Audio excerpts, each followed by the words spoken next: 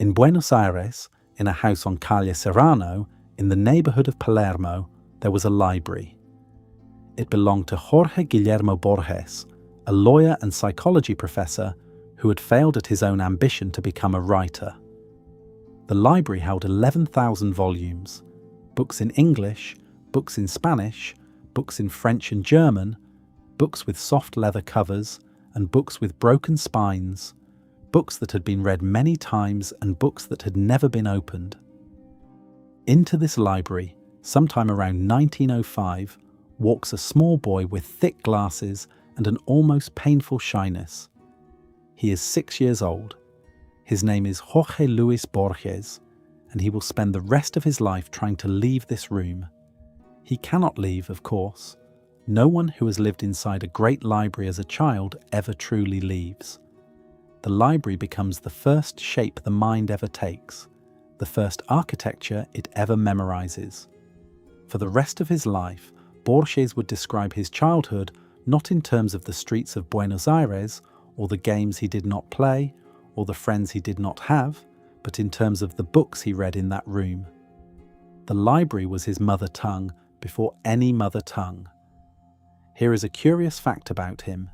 He read Don Quixote in English before he read it in Spanish. Think about what that means for a moment. The greatest novel in the Spanish language, written by a Spaniard in Madrid in the early 17th century, a book that every educated Argentine child was expected to know almost by heart, came to Borges first in the voice of an English translator. When he finally read Cervantes in the original, he said the Spanish sounded like a bad translation. That sentence should stop us. A child's relationship to a book is so total that the original language can come to feel like an imposter. He read Kipling and discovered India. He read Stevenson and discovered the sea. He read H.G. Wells and discovered the future. He read Chesterton and discovered that a clever English Catholic could make a detective story feel like theology. He read the Grimm brothers and Lewis Carroll and the Arabian Nights, and later he said that he had never left the Arabian Nights, that everything he ever wrote was a footnote to that book. He meant it. His father was the quiet force behind all of this. Jorge Guillermo was a tired man who had wanted to write and could not, who loved philosophy and taught it poorly, who was slowly going blind from the same inherited condition that would eventually claim his son.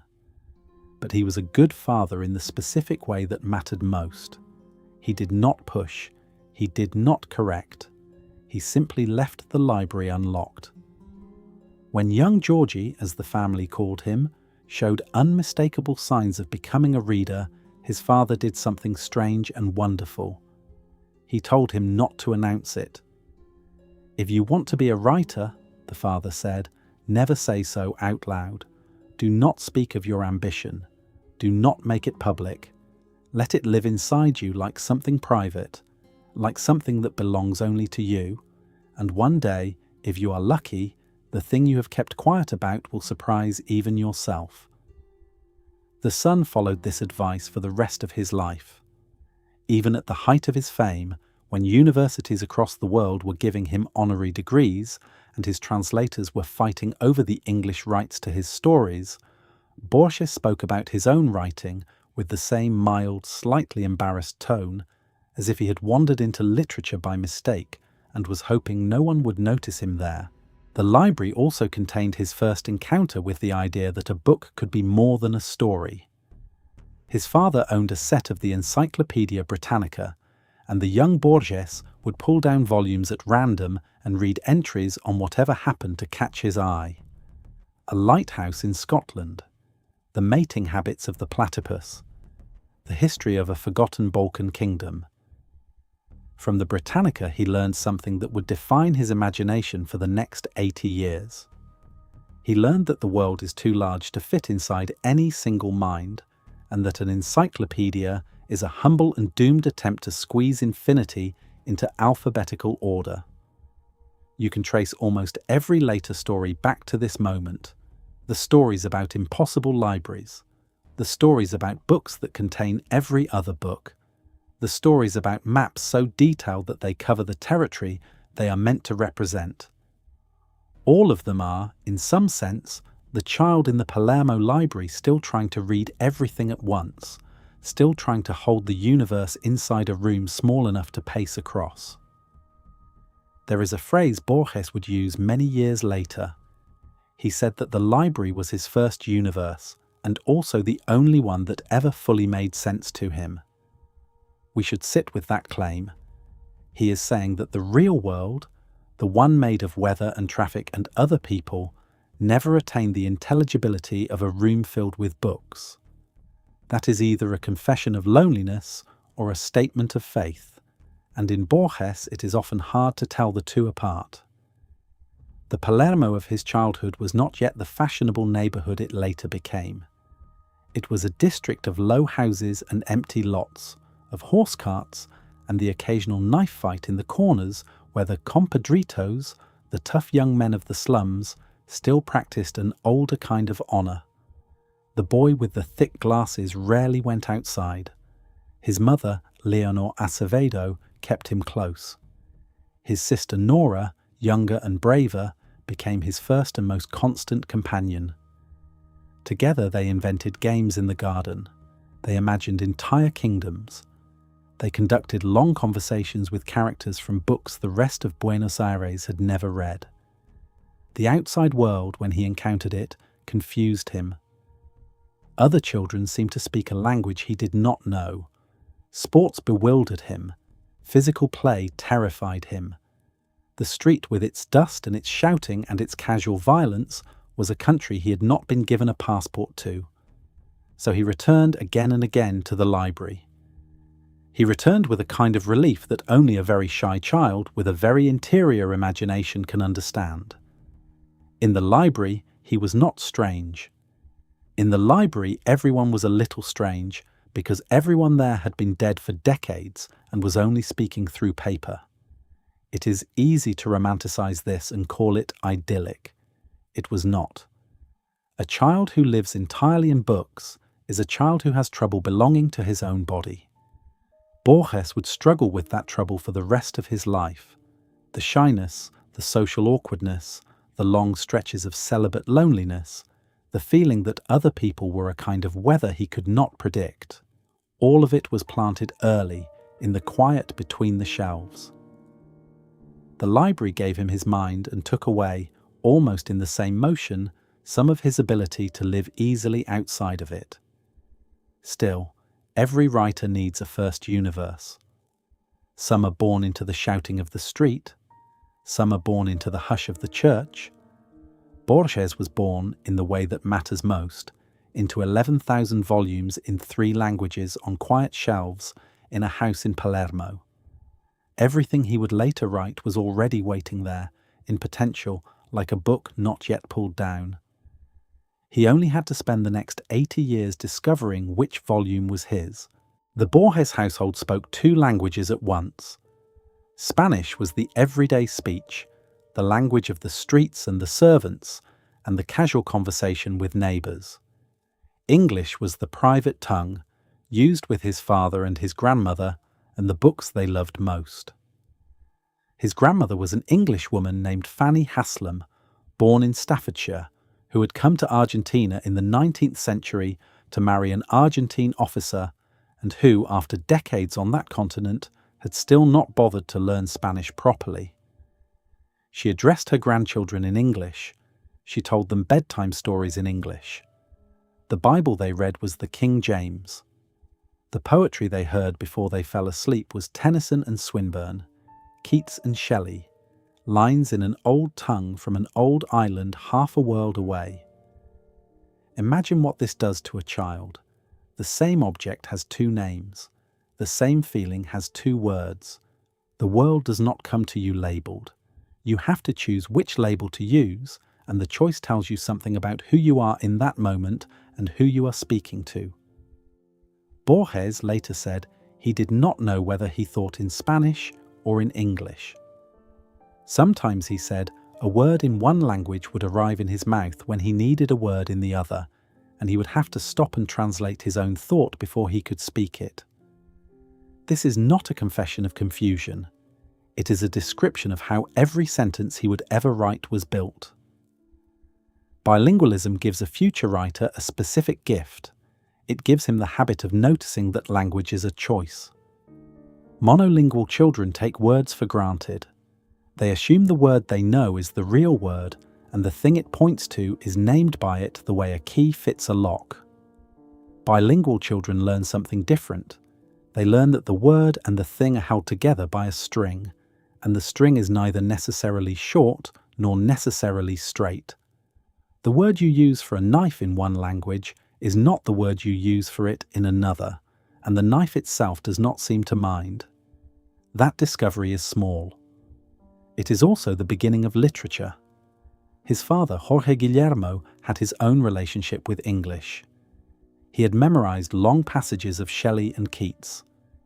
He had translated Omar Khayyam's Rubaiyat into Spanish, or tried to, with the help of Edward Fitzgerald's famous English version. He loved Hume and Berkeley and the British philosophers who argued about whether the outside world existed at all. When young Borges asked his father one day what the mind was, the father picked up an orange from a bowl and held it out and said something that the son never forgot. The orange is in the mind. The taste of the orange is in the mind. The memory of the orange is in the mind. The only thing we never quite reach is the orange itself. This was Berkeley in a domestic register, offered over breakfast like a simple fact, and the child took it as one. His mother, Leonor Acevedo, belonged to an old Argentine family with military roots going back to the wars of independence from Spain. She spoke Spanish and did not speak English, but she understood that her son's strangeness was not a defect, and she protected him. She would protect him for the rest of his life. When his father died in 1938, it was she who organized everything. When his eyes began to fail, it was she who read aloud to him. When journalists came to interview him in his 80s, it was still his mother in her 90s who answered the door. There was also his sister, Nora, 2 years younger, braver, more physical, more at home in her own body. She and her brother lived inside a private mythology that no adult ever fully entered. They invented a country together and gave it a history. For years, the country was more real to them than Buenos Aires was, and when the family travelled in 1914 to Europe, the two children carried it with them the way other children carry a toy. Here is something worth pausing over. The languages in the Borges household did not fight for supremacy. They coexisted. A sentence could start in one and finish in the other. A joke could be funny only because the listener spoke both. The young Borges grew up not as a Spanish speaker who happened to know some English, and not as an English speaker trapped in Argentina, but as something rarer.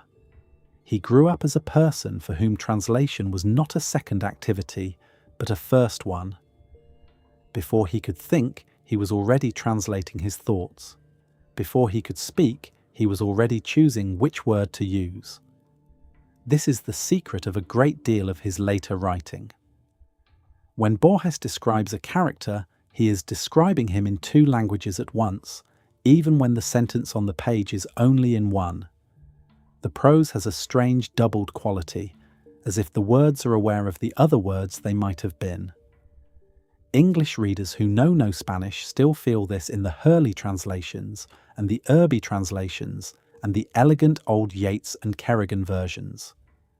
There is a coolness to the prose, a shimmer of distance that is not exactly English and not exactly Spanish. It is the voice of a man who heard both languages in the cradle and never quite committed to either. You might think that such a background would produce someone paralyzed, unable to choose a tongue, and therefore unable to speak freely in any of them. The opposite happened. Borges spoke and wrote with extraordinary economy. The sentences are short when they need to be short.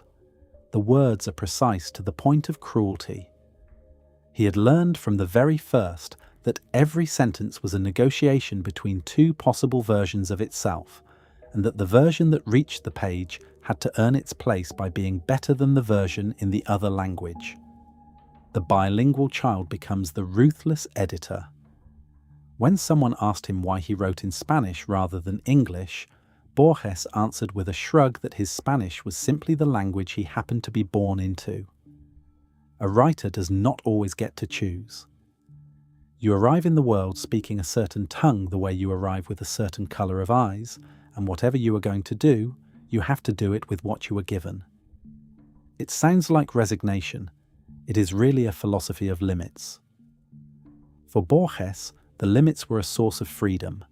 The fact that he spoke 2 languages meant neither was home. He carried a small exile inside him from the beginning, and he learned to feel at home only in the act of writing, the one place where both languages could meet without fighting. The lesson the child took from all of this, and took so deeply that it became invisible to him, was that the borders between things are fragile. A word is not a thing. A translation is not a betrayal. A language is not a country. The knife is still a knife whether you call it cuchillo or knife, and yet the 2 words bring with them different textures of history, different tones of violence, different shadows cast by the object in the lamplight of the mind. When Borges grew up to write stories about mirrors and maps and labyrinths and dreams within dreams, he was only elaborating, with great patience, a discovery he had already made by the age of 7. The boundaries we draw around our lives are drawn by us. They are real while we honour them, and they are always less solid than they appear. In February of 1914, the Borges family boarded a steamer in Buenos Aires and set out for Europe. The reason was simple and medical. Jorge Guillermo Borges was losing his sight to the same inherited condition that would eventually take his sons, and the best oculists in the world, or so the family believed, were in the old German university towns. The plan was to spend a year or 2 consulting specialists, rest in the mild European summers, and return to Argentina with the father's eyes restored or at least stabilized. They would end up staying 5 years. They would not come back until 1921. And in those years, a small boy who had only ever lived inside a library would meet the wider world for the first time, and the world would pick the worst possible year to introduce itself. They arrived in Europe just in time for the First World War. By the end of the summer of 1914, the borders of the continent were closing. Returning to Argentina became complicated, then dangerous, then impossible. The family decided to settle, of all places, in Geneva. Switzerland was neutral. The schools were good. The city was small enough to walk across in an afternoon and large enough to contain bookshops in 4 languages. 15-year-old Jorge Luis enrolled at the Collège de Genève, and for the first time in his life found himself inside an institution with other children his age. He had been mostly taught at home until then. The shock of being dropped into a classroom was considerable. He did not do well at first. The other boys teased him for his accent, for his thick glasses, for his seriousness, for the fact that he knew too many books and not enough jokes. He was already a foreigner twice over, an Argentine in Europe and an English speaker in a French city, and now he was a 3rd kind of foreigner, a child who thought like an old man in a room full of children. He sat in the back of the classroom and listened. He read in the library after school. He learned Latin with a methodical patience that impressed his teachers, and he began, almost on his own, to learn German. The German was an accident at first. He wanted to read the expressionist poets who were making a noise in the German language journals of the period. He wanted to read Heinrich Heine, whose elegant irony appealed to him. He wanted to read Kafka, who had published a few strange stories in a few small magazines, and whose voice, once Borges heard it, never quite left him. He picked up a German grammar and taught himself. Within a year or 2, he was reading Schopenhauer in the original. Schopenhauer became one of the decisive influences on his entire life.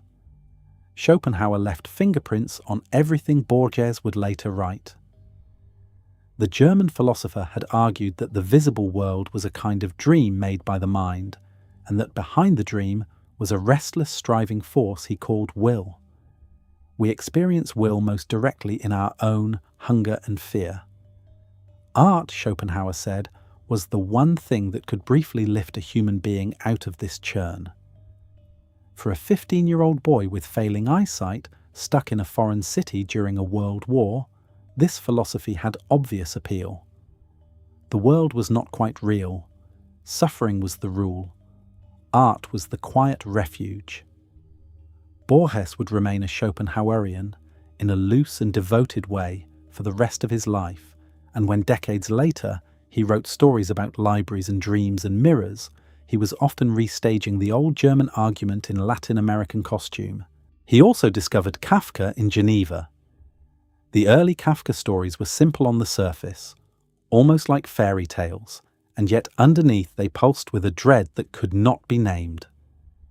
Borges saw immediately that Kafka had found a new tone, one that combined nightmare with a strange bureaucratic calm. He would later say that Kafka had invented his own precursors, meaning that once Kafka existed, you could go back and read older writers and hear faint Kafkaesque echoes that had been there all along but were now audible because Kafka had tuned your ear to them.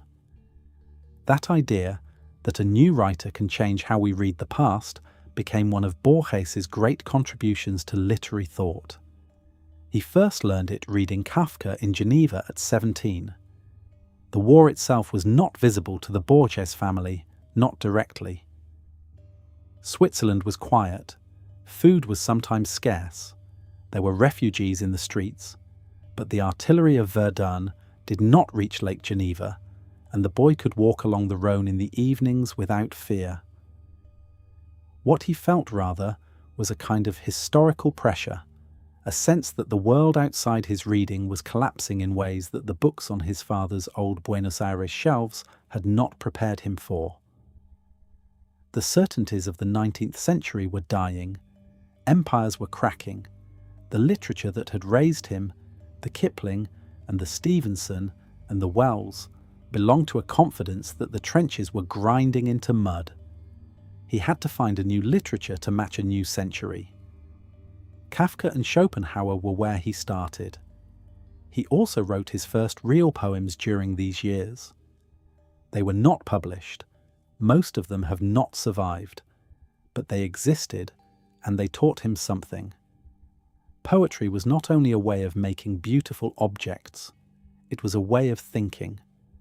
A line of verse could hold an idea the way a bottle holds wine, and the shape of the bottle changed the taste of what was in it. Borges began to suspect, as he wrote these early poems, that form and content were not separable, that every metaphysical problem had a corresponding rhythm, that philosophy itself was a kind of music played in a minor key. Something else happened in Geneva that he rarely spoke about. He fell in love, or something like it, with a girl mostly forgotten to history. The experience left him bruised. His father, kind in his awkward way, arranged a visit to a prostitute so that the boy could lose his virginity. The visit went badly, and it left Borges with a lifelong shyness around women that would shape his romantic life in ways that were often unhappy. The same child who memorized encyclopedias and taught himself German would, in his own quiet way, be afraid of that question for decades. When the war ended in 1918, the family did not return immediately to Argentina. They travelled to Spain instead. In Madrid, the young Borges fell in with a group of avant-garde poets who called themselves the ultraistas. He joined their movement. He wrote their kind of poetry. He argued in their cafes about imagery and rhythm. He was 19, alive, finally among people who read what he read, and the future, for the first time in his life, looked like an open door instead of a closed window. He did not know yet that his best work would not be poetry at all. He did not know that the voice he was developing in Spain would have to be abandoned and rebuilt before it became his own. He only knew that he was a writer now, in some public sense, and the library in Palermo was very far away. In 1921, finally, the family came home. Borges was 21. He arrived in Buenos Aires with a European mind inside an Argentine body. He had left as a boy who had only read about the world. He returned as a young man who had tried, in his own cautious way, to live in it. The city that greeted him was not quite the city he had left. Buenos Aires in 1921 was becoming a modern city in the full, noisy, confusing sense of that word. When the Borges family had left in 1914, the capital had still been something like an extended village dressed in the clothes of a European capital. Horses outnumbered cars. The old colonial patios still opened onto cobbled streets. When they returned 7 years later, the cars had begun to outnumber the horses. New neighborhoods were rising. Immigrants were arriving by the boatload from Italy and Spain and Eastern Europe, and they were bringing their own foods, their own music, their own languages. The tango, which had been a disreputable dance associated with brothels and knife fighters, was becoming the national sound. A new literary scene was forming in the cafes around Florida Street and the Avenida de Mayo. Poets argued about imagery, about politics, about the future of Spanish language literature, about whether Argentina owed its soul to Europe or to the Pampas. Borges returned into this city with a head full of German philosophers and Spanish avant-garde poets. He was 21. He was unsure of himself. He was not yet the Borges of the famous photographs, the stooped blind librarian with the gentle smile. He was a young man trying to find out what kind of writer he was going to become, and he was going to be wrong about it for a good 10 years. His first literary project was to import the Ultraísta movement he had joined in Madrid. Ultraísmo was a poetic movement that prized metaphor above all else. The Ultraístas wanted to strip poetry of sentiment and narrative and leave only the clean, startling image. Borges wrote manifestos about it. He helped found little magazines. He pasted poems on walls. One early publication was distributed by the simple method of slipping mimeographed broadsheets into the coat pockets of passers-by on the street. This is not the Borges we know. This is a kid pretending to be an avant-garde agitator, and it is also a reminder that every serious writer once spent some time being ridiculous in public. In 1923, he published his first book, Fervor de Buenos Aires, a collection of poems. The poems were uneven. Some of them are still worth reading, especially the ones about the corners of the city, the patios at dusk, the small plazas where a man could be alone with his thoughts. But the book did not announce a major voice. It announced a promising and slightly confused young man. Borges would later be embarrassed by these early poems. He tried to suppress them. In old age, he wanted to buy up every copy of the first edition and burn them. He could not. What the early poetry did do, and what he would keep even after he abandoned Ultraísmo, was begin a lifelong project of imagining Buenos Aires into a myth. The city on the page was not quite the city in the world. It was a dreamier, quieter, more ancient version. The Buenos Aires of his poems was full of sunsets on white walls, of lonely street corners where something important might have happened long ago, of old men who had once been young and were now sitting on benches waiting for night. He was doing for Buenos Aires what the modernists were doing for Dublin or Paris or St. Petersburg. He was turning a real place into a literary place, a place you could enter only through language. In the daytime, he worked in a branch of the municipal library, and he walked between neighborhoods, and he haunted bookshops, and he met people. In the evenings, he wrote. In the small hours, he read. He had one close friend in particular named Macedonio Fernandez, a philosopher and eccentric who never published much of his own work, but who lived inside his head at a volume so high that conversation with him was itself an education. Macedonio was in his 50s. Borges was in his early 20s. The older man had known the younger man's father. The two of them would meet in cafes and argue about metaphysics until the chairs were being stacked around them and the waiters were asking them politely to leave. Macedonio is one of the secret figures in the Borges story, a kind of dark star whose influence shows up in almost every later work. Macedonio believed that the self was a fiction. He believed that personal identity was a useful illusion that literature could helpfully deconstruct. He believed that a good writer should rewrite his readers from the inside, undoing their sense of who they were. Borges soaked all of this up politely during the long cafe nights. He would later write that everything he knew about thinking he had learned from Macedonio Fernandez. It is almost certainly an exaggeration. It is almost certainly also true in some way. During these years, Borges also began to write prose essays, not stories yet, essays. He wrote about books, about metaphors, about philosophical puzzles that had been bothering him since Geneva.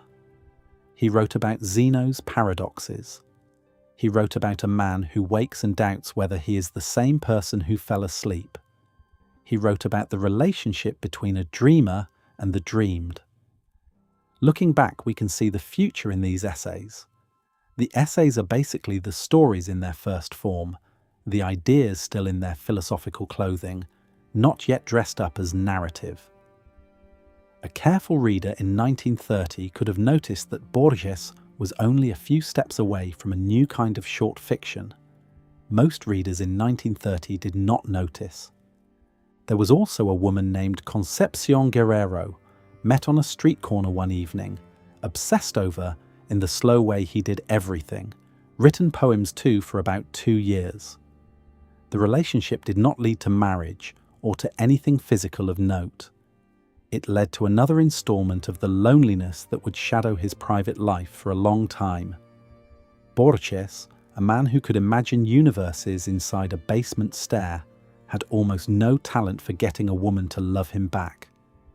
He lived with it the way other men live with a chronic pain. There was his mother, of course. Leonor Acevedo made the household into a fortress around her son and her daughter. She managed the money, dealt with the landlords, arranged the social visits Borges found too exhausting to arrange for himself. His mother was doing almost all the non-literary work of his life, quietly, invisibly, and without complaint.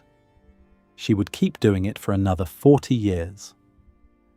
The Buenos Aires of the 20s was also a city of strong opinions about what Argentine literature should be. Nationalists wanted poems about gauchos and the Pampas. Cosmopolitans wanted engagement with Paris and Berlin. Marxists wanted literature in the service of revolution. Borges disagreed with most of them and slowly developed his own position, a kind of principled uncertainty. He did not believe a national literature needed to be national. He did not believe a writer had to serve any politics. A writer's only real duty was to his own strangeness, to the odd corner of his mind where the images came from. The 20s and the early 30s passed in this half-public, half-private way. Borges published more poetry. He wrote essays for the literary pages of La Prensa and La Nation. He translated from English, from French, from German because translation paid.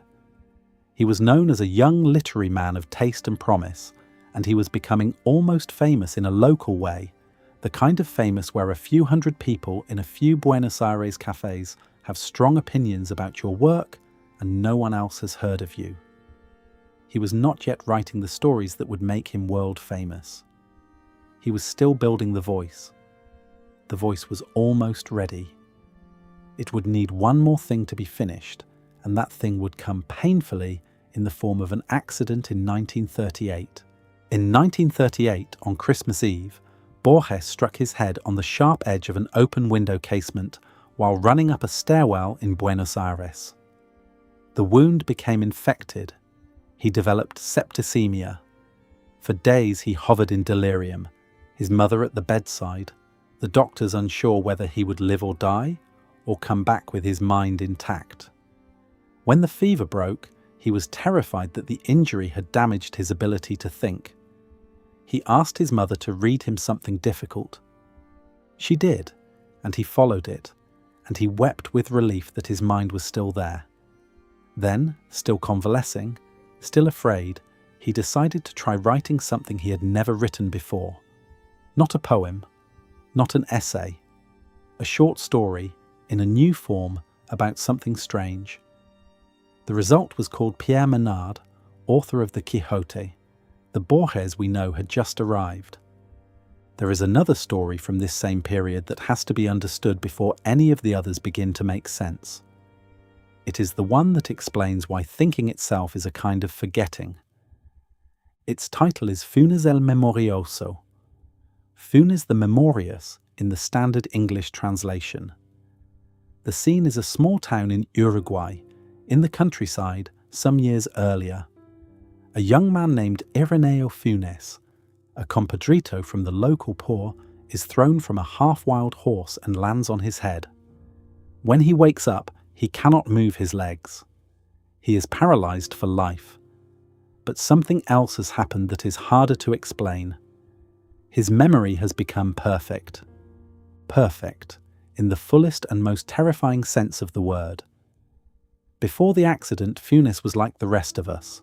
He could remember in the ordinary way a face, a day, a feeling.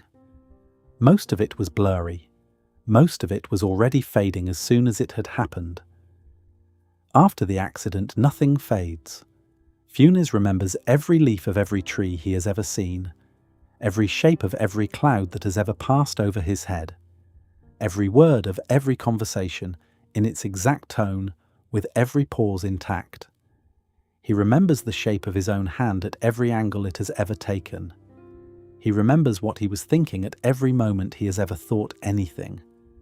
He remembers the wine he drank at noon yesterday and the wine he drank at noon the day before yesterday, and he can tell you with certainty that the two wines were subtly different from each other in ways he can now describe for an hour. At first reading this, you might envy him. We all complain about forgetting. We lose our car keys. We forget birthdays. We cannot recall the name of the book we loved last year. A perfect memory sounds like a fairy tale gift. But Borges does something terrible and brilliant in the story. He follows the gift to its consequences. And the consequences are a hell you probably would not survive. First, Funes cannot sleep. Sleep requires a kind of dropping away of the day. To fall asleep, the mind has to let go of what it has been holding. Funes's mind cannot let go of anything. Every experience he has had is still happening inside him, all at once, in full detail. At night he lies in the dark and the whole record plays, every leaf and every cloud and every word, and the only relief comes when he remembers nights in his childhood when he was in a room with no window, because those nights contained fewer details. Second, and this is the deeper thing, Funes cannot think in general terms. Thinking in general terms requires forgetting the particulars. When you or I see a dog, we recognize it as a dog because we have smoothed over the differences between all the dogs we have ever seen. The dog in front of us becomes an instance of a category. This is what we mean by a concept. A concept is a blur, a useful blur. A blur that lets us carry thousands of experiences as a single word. Funes cannot blur. He sees this dog at this angle at this moment, and it is unrelated in his mind to the same dog seen a minute ago at a slightly different angle, which was itself unrelated to the dog of yesterday. Every instant is its own isolated event. The word dog is, for Funes, almost meaningless. It tries to cover too much difference. This is a philosophical argument being made by a story. Take it seriously. Borges is claiming, in the guise of a fable, that thought itself is not a form of remembering. Thought is a form of forgetting. We think because we forget. Every concept is a memory loss. Every word is a simplification. Every judgment is a willingness to let go of the unnecessary in order to keep the essential. Without this willingness, without the blur, without the forgetting, we would not be thinkers at all. We would be Funes, paralyzed by our own memory, unable to speak, unable to sleep, unable to see anything twice. There is a line in the story that is worth memorizing.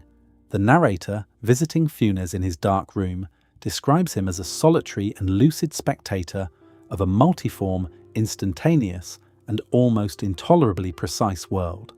Read that again. A lucid spectator of an intolerably precise world. Borges is saying that precision, past a certain point, is not clarity. It is suffocation. A world with too much detail is a world you cannot live in. A mind with too much information is a mind that cannot make a decision. Funes dies young in the story of pulmonary congestion. He is still a teenager. Borges notes quietly that the overworked mind might have contributed to the body's collapse. Then the story ends. There is no moral. There is no lesson delivered in a neat closing paragraph. You are left alone with the image of a paralyzed young man lying in a darkened room, remembering every cloud he has ever seen. Forgetting is not a bug of consciousness. Forgetting is what consciousness is made of. The memories you do not have are the empty rooms in which the memories you do have can move around. A brain stuffed to the walls is a brain that cannot think. Any theory of perfect knowledge has a similar problem. Knowledge requires selection. Selection requires loss. A complete map is useless. A useful map is one that leaves things out. The story is also, quietly, about identity. Funes, with his perfect memory, has in a strange way ceased to be a person. He is a recording machine. He has no interior, only storage. When you look into him, you do not find a self. You find a list. Borges is suggesting that the self is a selective narrative we tell about our own past. Take away the selection, leave only the raw data, and the self dissolves into noise. The editor, for Borges, is the ghost in the machine. Without the editor, there is no machine, and there is no ghost. We all know somewhere in us that this is true. We all know that our sense of who we are depends on what we allow ourselves to forget. A grudge held too long becomes a second skin. A memory replayed too often becomes a cage. Funes is the literalization of that fear. He is what you would be if you could never let anything go. And Borges, writing in the aftermath of a head injury that had almost taken his own mind, had good reason to think about what it would mean to lose the ability to edit yourself. A young man on a horse, a fall, a perfect memory, a paralysis, a story that tells you, if you listen carefully, why your own imperfect mind is the strange, fragile miracle that it is. Funes is what you could have been if the editor inside your head had refused to sleep. He is the ghost story Borges tells about the human condition, and like all his best ghost stories, it is quieter than horror and more patient than grief. Imagine a library that contains every possible book, not every book that has been written, not every book that will be written, every possible book, every arrangement of letters and spaces and punctuation marks that could ever appear inside a printed volume of a fixed size. Most of these books are, by sheer statistics, nonsense. A book that consists of the letter M, repeated 410 pages in a row, is in the library. A book that says nothing but a string of random consonants is in the library. A book in which a single sensible sentence appears on page 17 and everything else is chaos is in the library. The library contains them all, and it contains them in every language and in every code that has ever been invented, and in every code that has not yet been invented, and in every mistake that might plausibly have been made by a careless typesetter.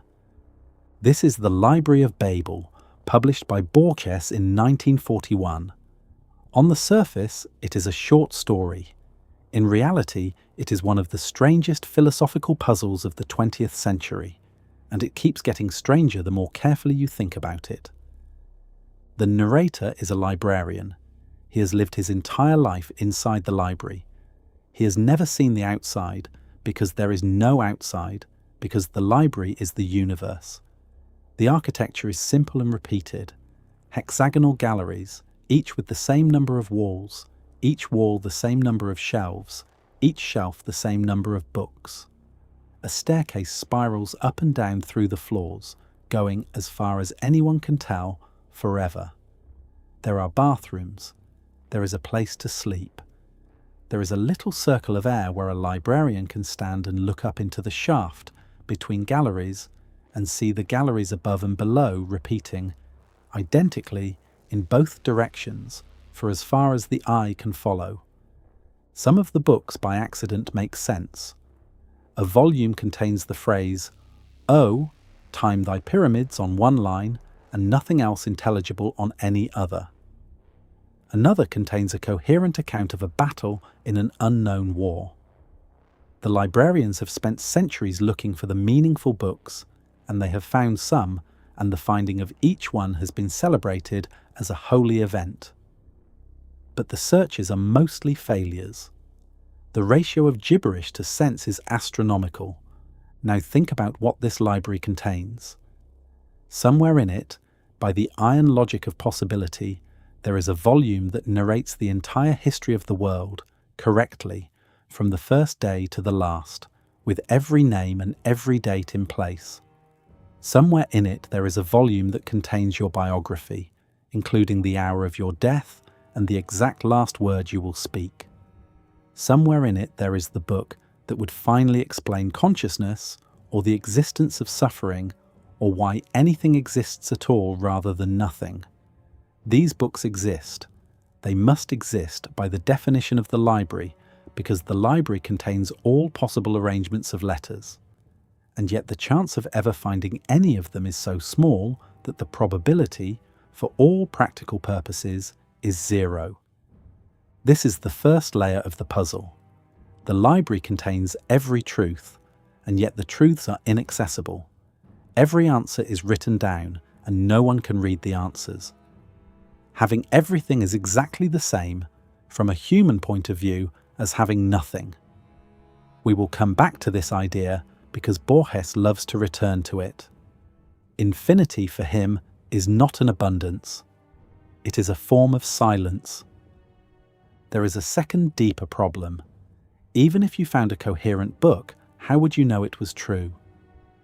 In a library that contains every possible book, there are also millions of books that look coherent and are full of lies. There is a book that tells you it is the true history of your life, and it is a lie. There is a book that tells you the library is finite, and it is a lie. There is a book that tells you a God created the library on a certain date, and it is a lie. There is also somewhere the true history of your life, but there is no way to tell which volume contains the truth and which volumes contain the convincing fakes. A meaningful book in the library is indistinguishable from a plausible lie. The librarians, after learning this, fall into despair. Some of them go mad. Some of them start burning volumes at random, figuring that most books are worthless and no randomly chosen loss can hurt. Others form sects that worship a single hypothetical volume, the Book of Books, the Vindication, which if it exists must explain everything, but which no one has ever seen. Borges is dramatizing a theological problem. If the universe is coherent, if it has been put together for a purpose, then somewhere there is an account of that purpose. Believers have always imagined this account exists and have called it Scripture, the Word, the mind of God. Borges takes the intuition seriously and pushes it to its logical extreme. If the universe contains its own explanation, then the universe is a kind of library, and the explanation is a book on one of the shelves. The problem is practical. How do you find the book? The answer is heartbreaking. You cannot. The library is too big. You will die in the galleries before you have looked at a negligible fraction of them. The meaning is there. The meaning is also, from your point of view, unreachable. There is a strange comfort in all of this, and that is the third layer of the story. The narrator, a tired old man by the end, says something that stays with you. He says that even if no individual librarian can find the meaningful book, the library as a whole is eternal and symmetrical, and somewhere in it the sense we crave is preserved. This preservation is not useful to any particular soul, but it is there. The universe is not empty of meaning. The universe is full of meaning. The problem is that we are too small to retrieve it, and our lives are too short, and the galleries are too many. If you squint, this is actually a kind of faith. It is not a faith that says the meaning is available. It is a faith that says the meaning is real, even when it is hidden. For some people, that is not enough. For Borges, on his best days, it was almost enough. The Library of Babel is also a brutal answer to the dream of the infinite. The 20th century inherited a romantic love of the infinite. Borges looks at the infinite and sees something else. He sees noise. He sees a vastness that does not protect us but swallows us. His library is not heaven. It is a bureaucracy without end, a promise kept so completely that keeping it has become meaningless. There is a final turn. The narrator, near the end, writes a sentence that will stay with you if you let it. He suggests that the library is limitless but periodic, meaning, in theory, it goes on forever, and yet every possible book has to eventually recur. If you walk long enough, you will find the same volume you saw 100 galleries back. Order and repetition emerge faintly from the chaos. This is what he chooses to hope for. Not that the library will yield its secret, but that the library is not finally random. There is a pattern. The pattern is inhuman. The pattern is larger than any mind can hold. But the pattern is there, and any librarian, dying in any gallery, is somewhere inside it. Reading the story for the first time, you may feel crushed. Reading it for the second time, you may feel strangely free. The meaning of your life does not depend on your being able to find it. The book that explains you is already written. You will not find it, neither will anyone else. But it exists, and somehow that is a thing. This is the premise of Borges's story Pierre Menard, author of the Quixote, and if you laughed when you first read it, good. That was one of the intended responses. The story is a joke. It is also one of the most important short pieces of literary theory ever written. It is both at once, and the fact that it is both is part of what makes Borges Borges. The narrator is a literary critic, a friend of Menard, writing a kind of obituary essay about his recently deceased colleague's strange and mostly invisible achievement. Menard, the narrator tells us, has completed only a small portion of the project. He has rewritten the 9th chapter and the 38th chapter of Part 1 and a fragment of the 22nd chapter. That is all we are given. Not the whole Quixote, just 3 chapters, reproduced as it were from scratch. And now Borges does the thing that changes everything. The narrator takes 2 passages that are verbally identical, one from Cervantes and one from Menard, and he quotes them side by side. They are exactly the same words in the same order. And then the narrator claims with a straight face that Menard's version is more nuanced, more subtle, more daring, and in many ways richer than the Cervantes original. Why? Because they were written by different men in different centuries with different histories, and those differences change what the words mean. Take the phrase, history is the mother of truth. When Cervantes writes it in the early 17th century, he is participating in a humanist tradition that was then very much alive. He means something relatively straightforward. History, the careful record of what has actually happened, is the source from which our ideas of truth must be drawn. It is a pious line from a pious period. When Menard writes the same phrase in the early 20th century, the narrator argues the phrase becomes something else entirely. In the century of William James and historical relativism, and the realization that every historical account is written by someone with a point of view, the claim that history is the mother of truth becomes a defiant and almost cynical boast. It is no longer humble. It is provocative. Menard, knowing what has come between Cervantes and himself, cannot write the sentence innocently. The same words mean the opposite, or at least they ring in a different key. You can see where this is going. The same string of letters, arranged in the same order, delivers a different experience, depending on when it was written and by whom. Language is not a container for meaning. Language is a performance that happens inside a context. Change the context and you change the content. This is one of the core ideas of 20th century literary theory. The English critics and the French theorists and the German hermeneuticians would spend the next 60 years arguing about versions of this claim. The idea has many names. In its weakest form, it is called reader response. In a stronger form, it is called the death of the author.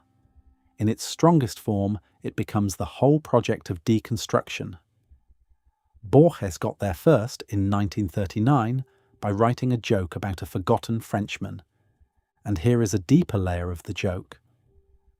Borges is also making a sly point about what reading itself is. When you read Don Quixote now, in 2026, you are not reading the book Cervantes wrote. You are reading something that has been framed for you by 4 centuries of commentary, by the experience of modern fiction, by the invention of the novel form, by the history of Spain, by the history of your own language, by every other thing you have ever read that was in any way influenced by Cervantes. You cannot read the book the way its first readers read it. You are incapable of doing so. Your Quixote is a Quixote assembled by time. Your Quixote, in this sense, is Pierre Menard's Quixote. You write the book you read in tiny continuous ways by bringing your own century to it. Every reader is, by this logic, a kind of Menard. Menard's project is also about originality. What does it mean to be an original writer? The simple answer is that you write something new, but Borges, through his ridiculous premise, suggests a stranger possibility. Maybe originality is not about producing new sentences, but about producing old sentences in a new mind.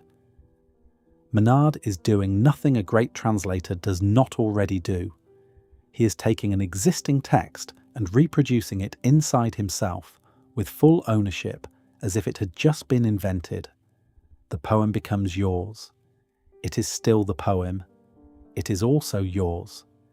That is what Menard takes seriously. The self, for Borges, is not fixed. It is something you perform through acts of attention, and the text you are reading is one of the places where the self is constructed. When Menard writes Cervantes, he is becoming Cervantes by rebuilding his mind until Cervantes' sentences emerge from it naturally. The story ends with the narrator musing about the possibilities opened up by Menard's method. He imagines that one might attribute the Imitation of Christ to Louis Ferdinand Céline, or the Odyssey to James Joyce. He suggests that the technique of the deliberate anachronism and the erroneous attribution could enrich even the dullest books, because reading the Tao Te Ching while imagining it was written by Ernest Hemingway would produce a totally new Tao Te Ching. It is a silly suggestion. It is also a serious one. It is saying that reading is not a passive reception of fixed content. Reading is a performance, and you can change the performance by changing your assumptions about the author. The text stays still. You move. Meaning emerges from the relationship between the two. There is something comforting and something disturbing in this. Comforting because it suggests that a book never dies. Every new reader gives it a new life. disturbing because it suggests that you can never really meet a dead author. You can only meet your own mind bent in the direction of the author, and what comes back to you is partly yours, and you have no clean way to separate the two voices. Pierre Menard wrote only 3 chapters of the Quixote. We never learn exactly why. Perhaps the strain of trying to arrive, freshly and naturally, at a text that already existed was too much for any one mind. The narrator notes that Menard left behind many notes on his methodology, but that these notes have been lost, which is itself a little joke. The methodology of how to write a book you have already read is not and cannot be written down. The only way to learn it is to do it, and the only person who ever tried has just died in a story invented by a man in Buenos Aires who was quietly reinventing what a short piece of fiction could be. The story begins with a dinner and a bathroom mirror. Borges and a friend are having a quiet evening at a country house near Buenos Aires. They fall into a conversation about mirrors, which Borges has always found uncanny, and the friend quotes a line from an obscure source about mirrors and fatherhood being abominable because they both multiply the number of men. Borges asks where the line comes from. The friend says it comes from a regional encyclopedia of a country called Uqbar. Borges has never heard of Uqbar. He asks to see the entry. They go to the library. They find the encyclopedia. They look up Uqbar. Nothing. The country is not there. And yet the friend, it turns out, owns a different edition of the same encyclopedia, an older one, and when they compare the two, there is Uqbar in one edition, missing from the other. A small country somewhere in Central Asia, vague borders. A history described in cautious, almost evasive terms. A literature characterized, the encyclopedia says, by epics and fantastic stories that never refer to reality, but only to 2 imaginary regions called Menard and Tlon.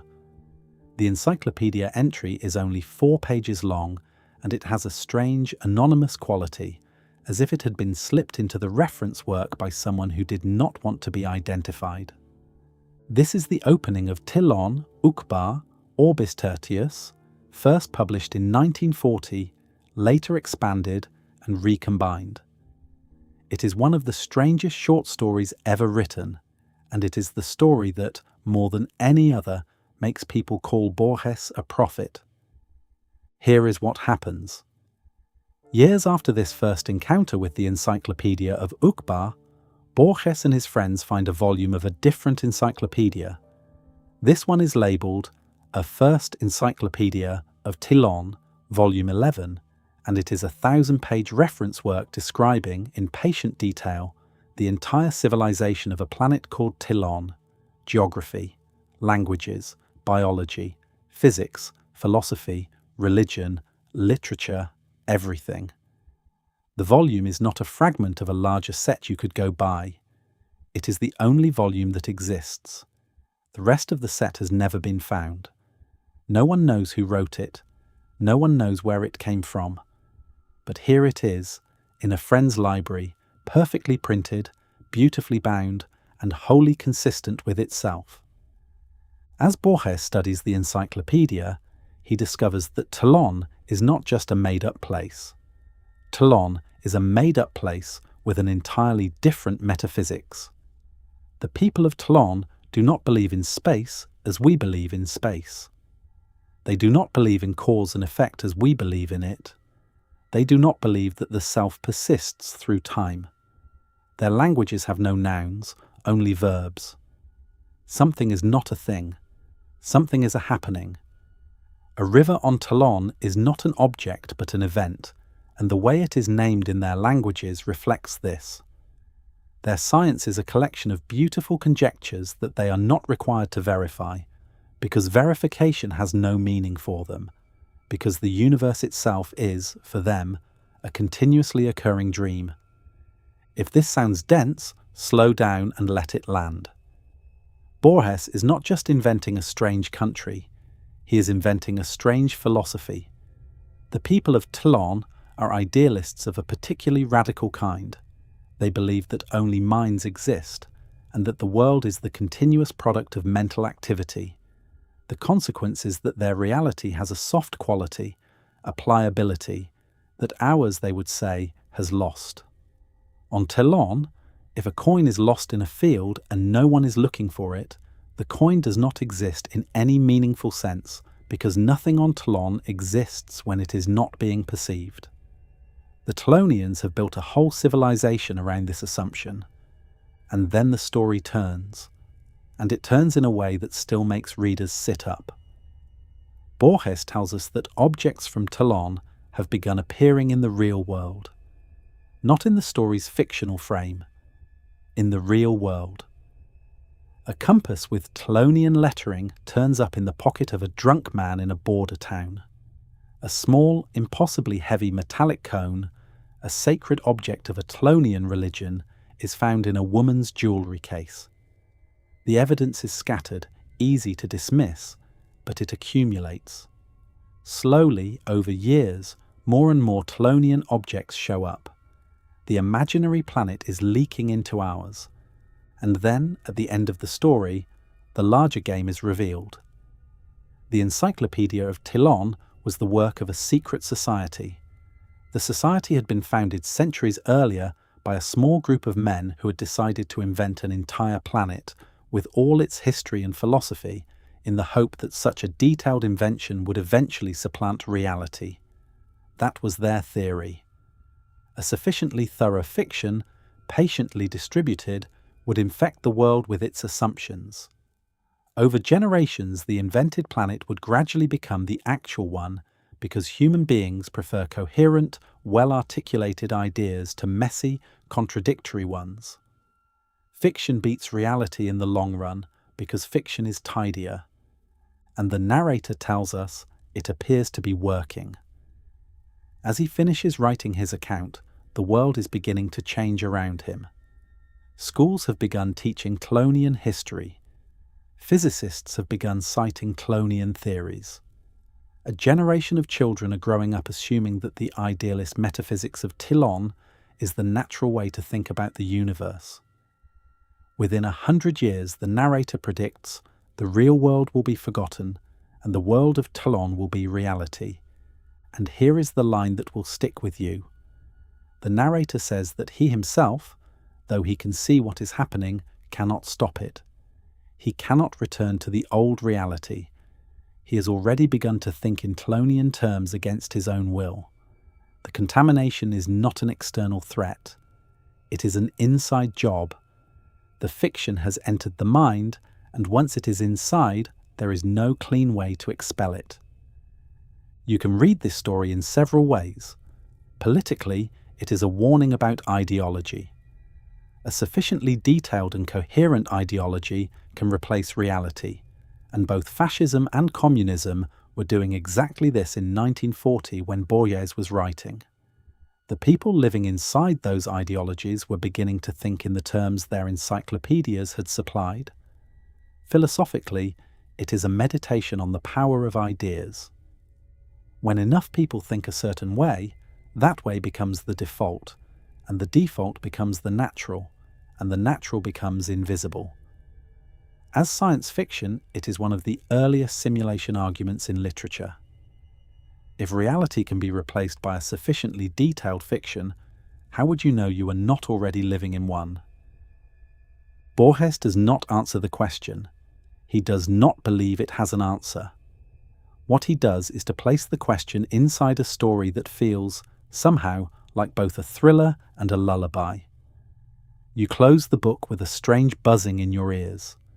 The room around you looks slightly less solid than it did when you opened it.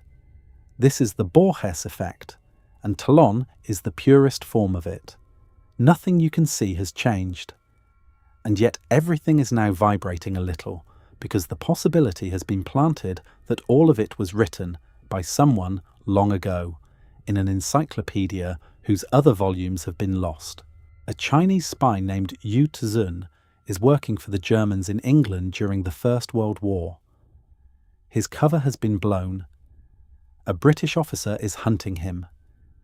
In a few hours at most he will be caught, and when he is caught he will be unable to pass along the one critical piece of information he has learned.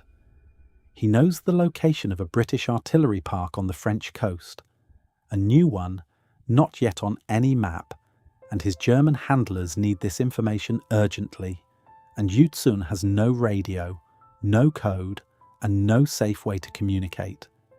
He has to somehow tell them a place name using only the public channels available to a man about to be arrested.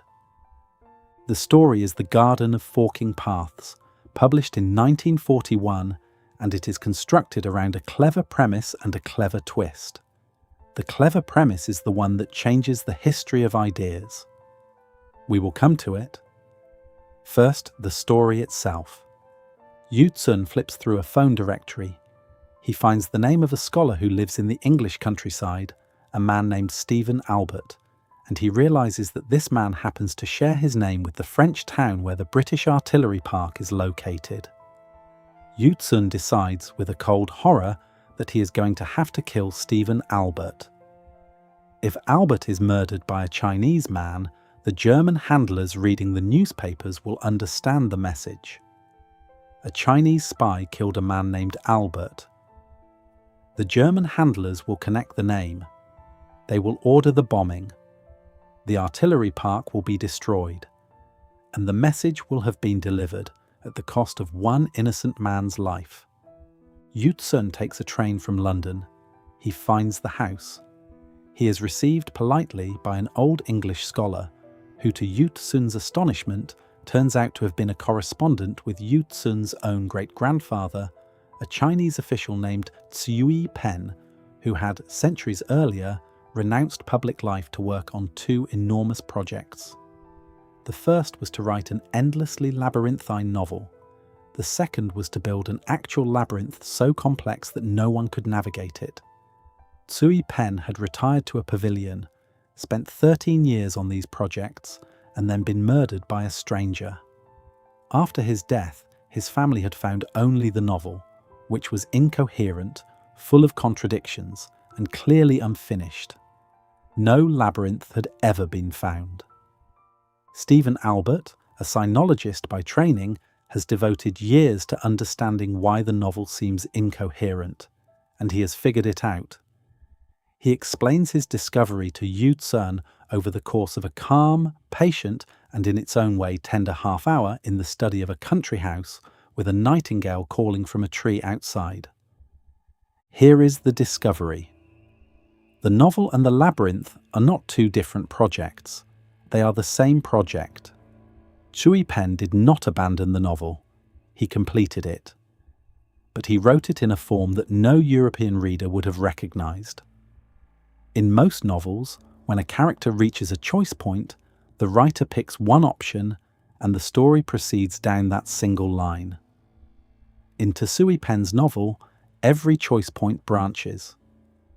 Whenever a character encounters a fork in the road, both paths are taken. The text follows one of them and then goes back and follows the other. And this happens not just at major plot points, but at every moment, every tiny decision, every sip of tea or not sip of tea, every word spoken or not spoken. The novel contains all these branches inside itself at once, which is why it seems contradictory. A character dies in one chapter and is alive in another, because in one branch the death happened, and in another branch it did not.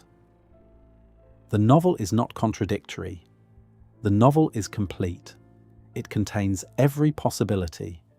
And here is where Borges says what he came to say. The novel is not only a formal experiment, it is an image of the universe. Stephen Albert suggests that Tsui Pen believed the actual universe worked this way. At every moment of our lives, when a choice is available, all the possible outcomes are realized. In one branch of reality, you took the job. In another, you refused it. In one branch, you said yes. In another, you said no. All these branches exist simultaneously, parallel to each other, without interaction.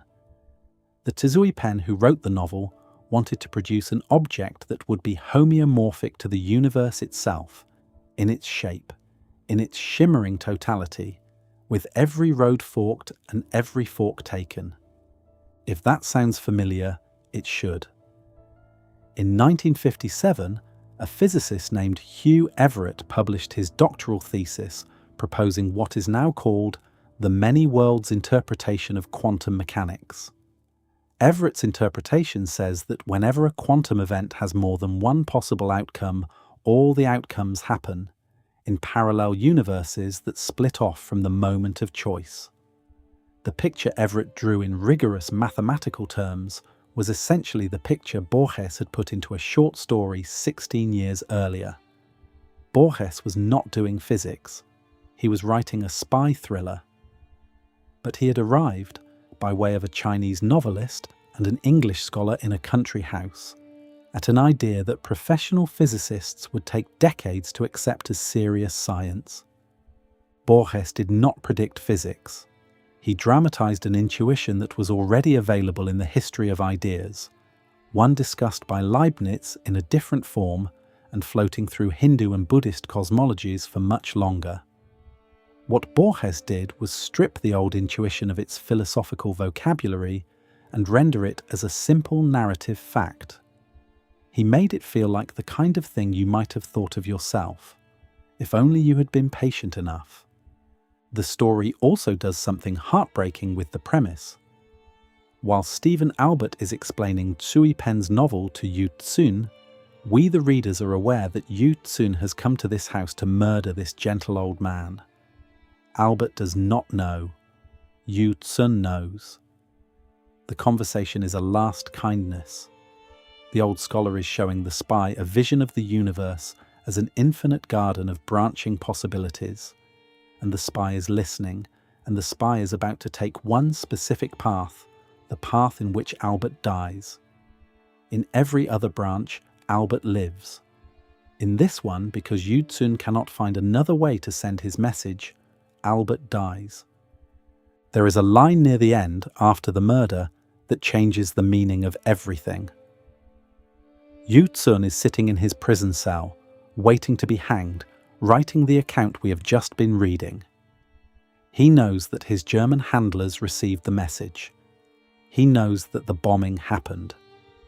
He also knows that he could have, at some earlier point, taken a different path. Some other Yu Tsun in some other branch did. That other Yu Tsun did not kill Stephen Albert. That other Yu Tsun became perhaps an old man who died in bed. Our Yu Tsun did not. Our Yu Tsun was the version in the one branch where the spy killed the scholar, and he writes very simply that he is infinitely sorry and weary and guilty. Many worlds exist, Borges is saying, and you are only in one of them. The consolation that other versions of you live better lives is thin.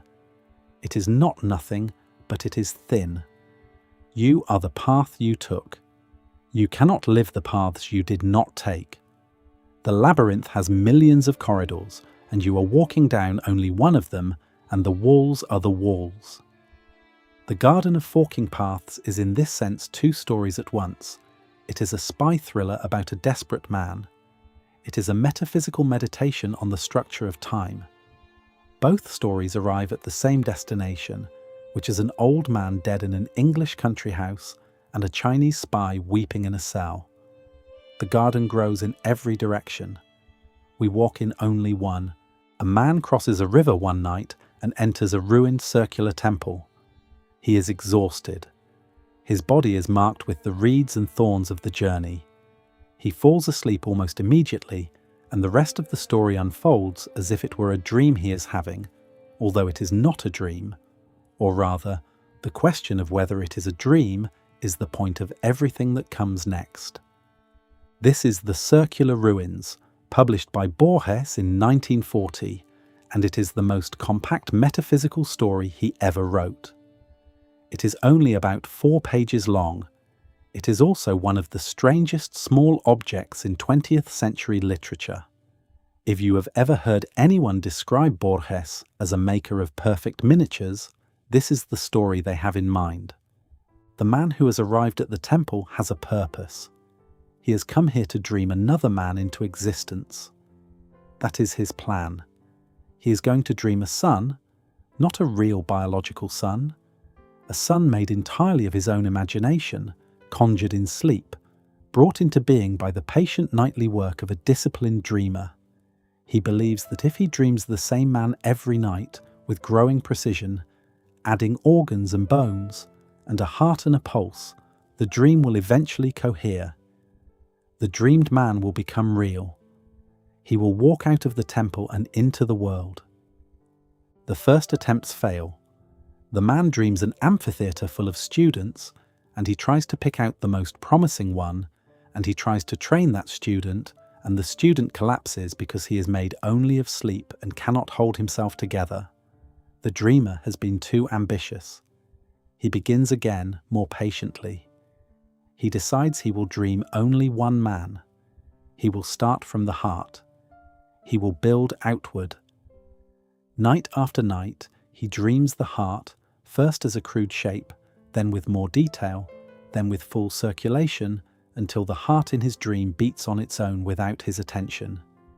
Then he adds a brain, then the bones, then the muscles, then the skin.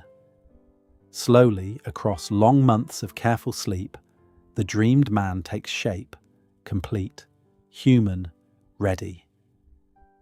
There is one problem.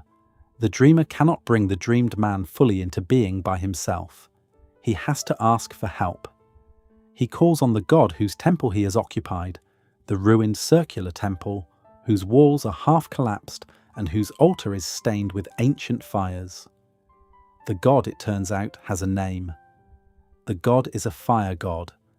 The dreamer makes the request, and the fire god agrees, and the dreamed man begins to breathe on his own, and the dreamer, weeping, kisses his dream son on the forehead and sends him out into the world. The son does not know he is a dream. That is the first condition the fire god imposes. The son must believe himself to be real. The son walks out of the temple and he travels, and we understand from a few spare sentences that he eventually arrives at another ruined circular temple, downriver, and begins his own life as a man in the world, doing whatever a man in the world does. The dreamer, back in the first temple, waits. He is lonely. He misses his son. He worries that the son will one day realize he is not real. The one thing the fire god has warned that might give the secret away is fire. A dreamed man cannot be burned, and if the dreamed man ever walks into fire and is not burned, he will understand, in that instant, what he is. Years pass. The dreamer grows old. The dreamer worries. Then one night, fire comes to the temple from the north. A great wildfire is moving through the forest. The old dreamer does not run.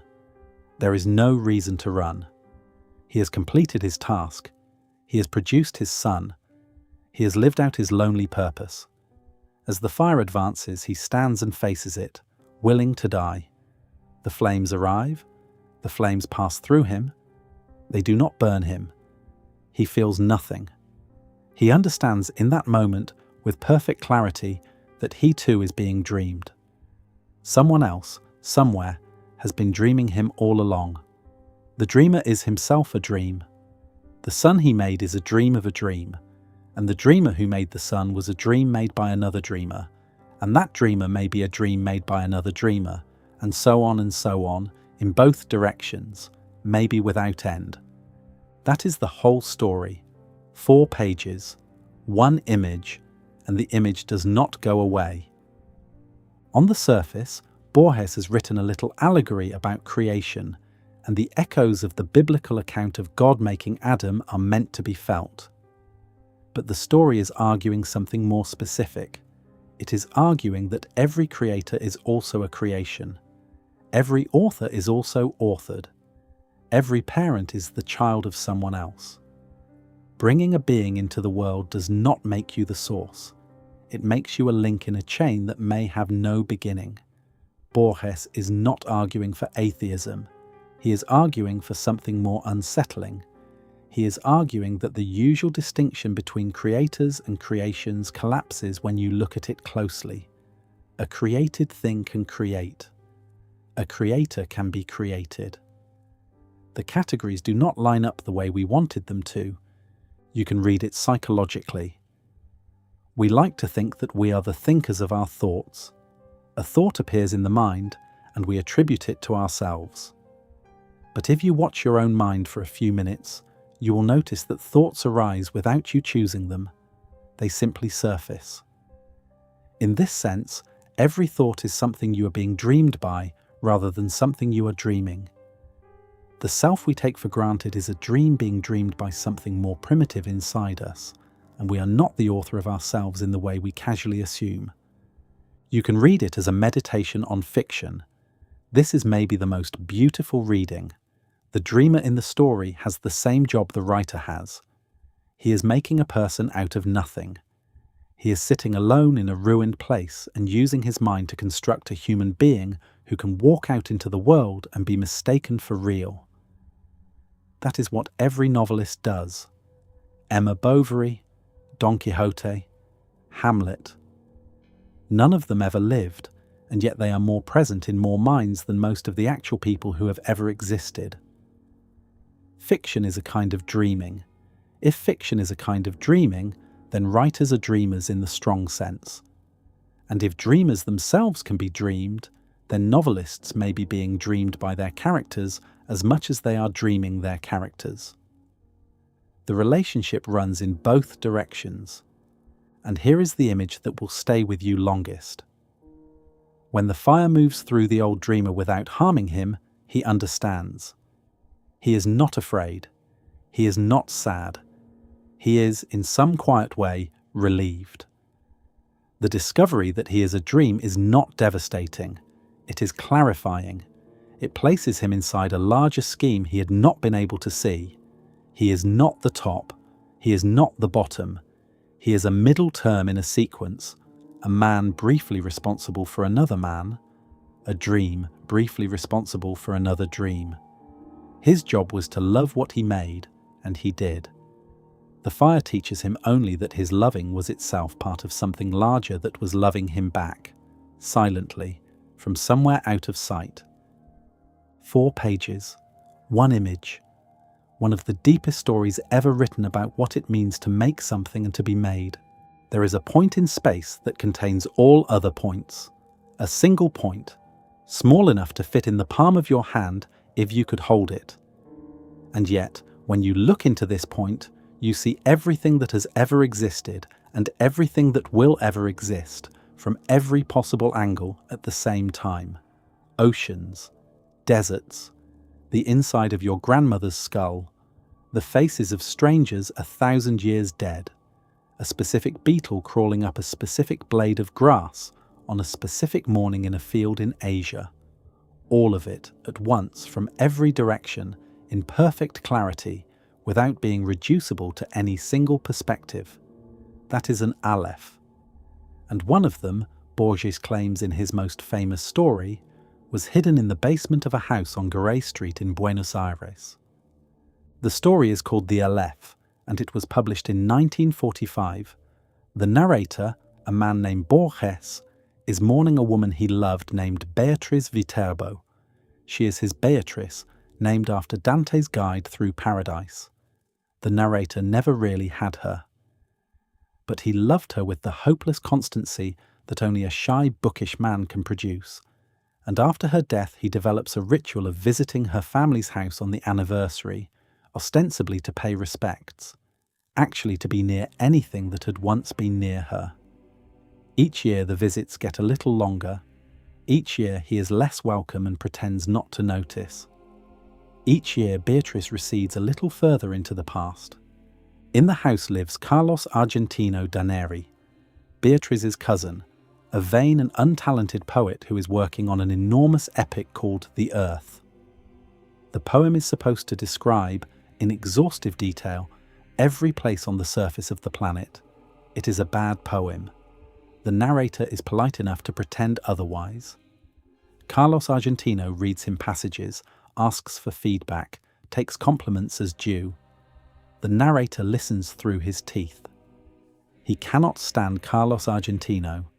He visits anyway, because the house is the last place where Beatrice's absence can be felt most strongly, and the narrator's grief has become addictive in the way that some griefs do. One day, Carlos Argentino telephones, hysterical. The landlords of the house are planning to tear it down. He must fight this. Everything depends on it. And in the middle of his panic, he confesses a secret he has been keeping. In the cellar, under the 19th step of the stairs, there is an Aleph, a point that contains all other points. Carlos Argentino discovered it as a child. He has used it, secretly, for years, as the source of his epic poem. He has stared into the Aleph and copied down what he saw. This is how he has been able to describe every place on the planet. He has been looking at all of them at once. The narrator does not believe him, of course. But he goes to the house. He descends to the cellar. Carlos Argentino positions him on the floor, facing a particular step, in a particular posture. He tells him to wait a minute and keep his eyes open, and then he leaves, shutting the cellar door. The narrator lies in the dark. He is afraid, briefly, that Carlos Argentino is going to kill him.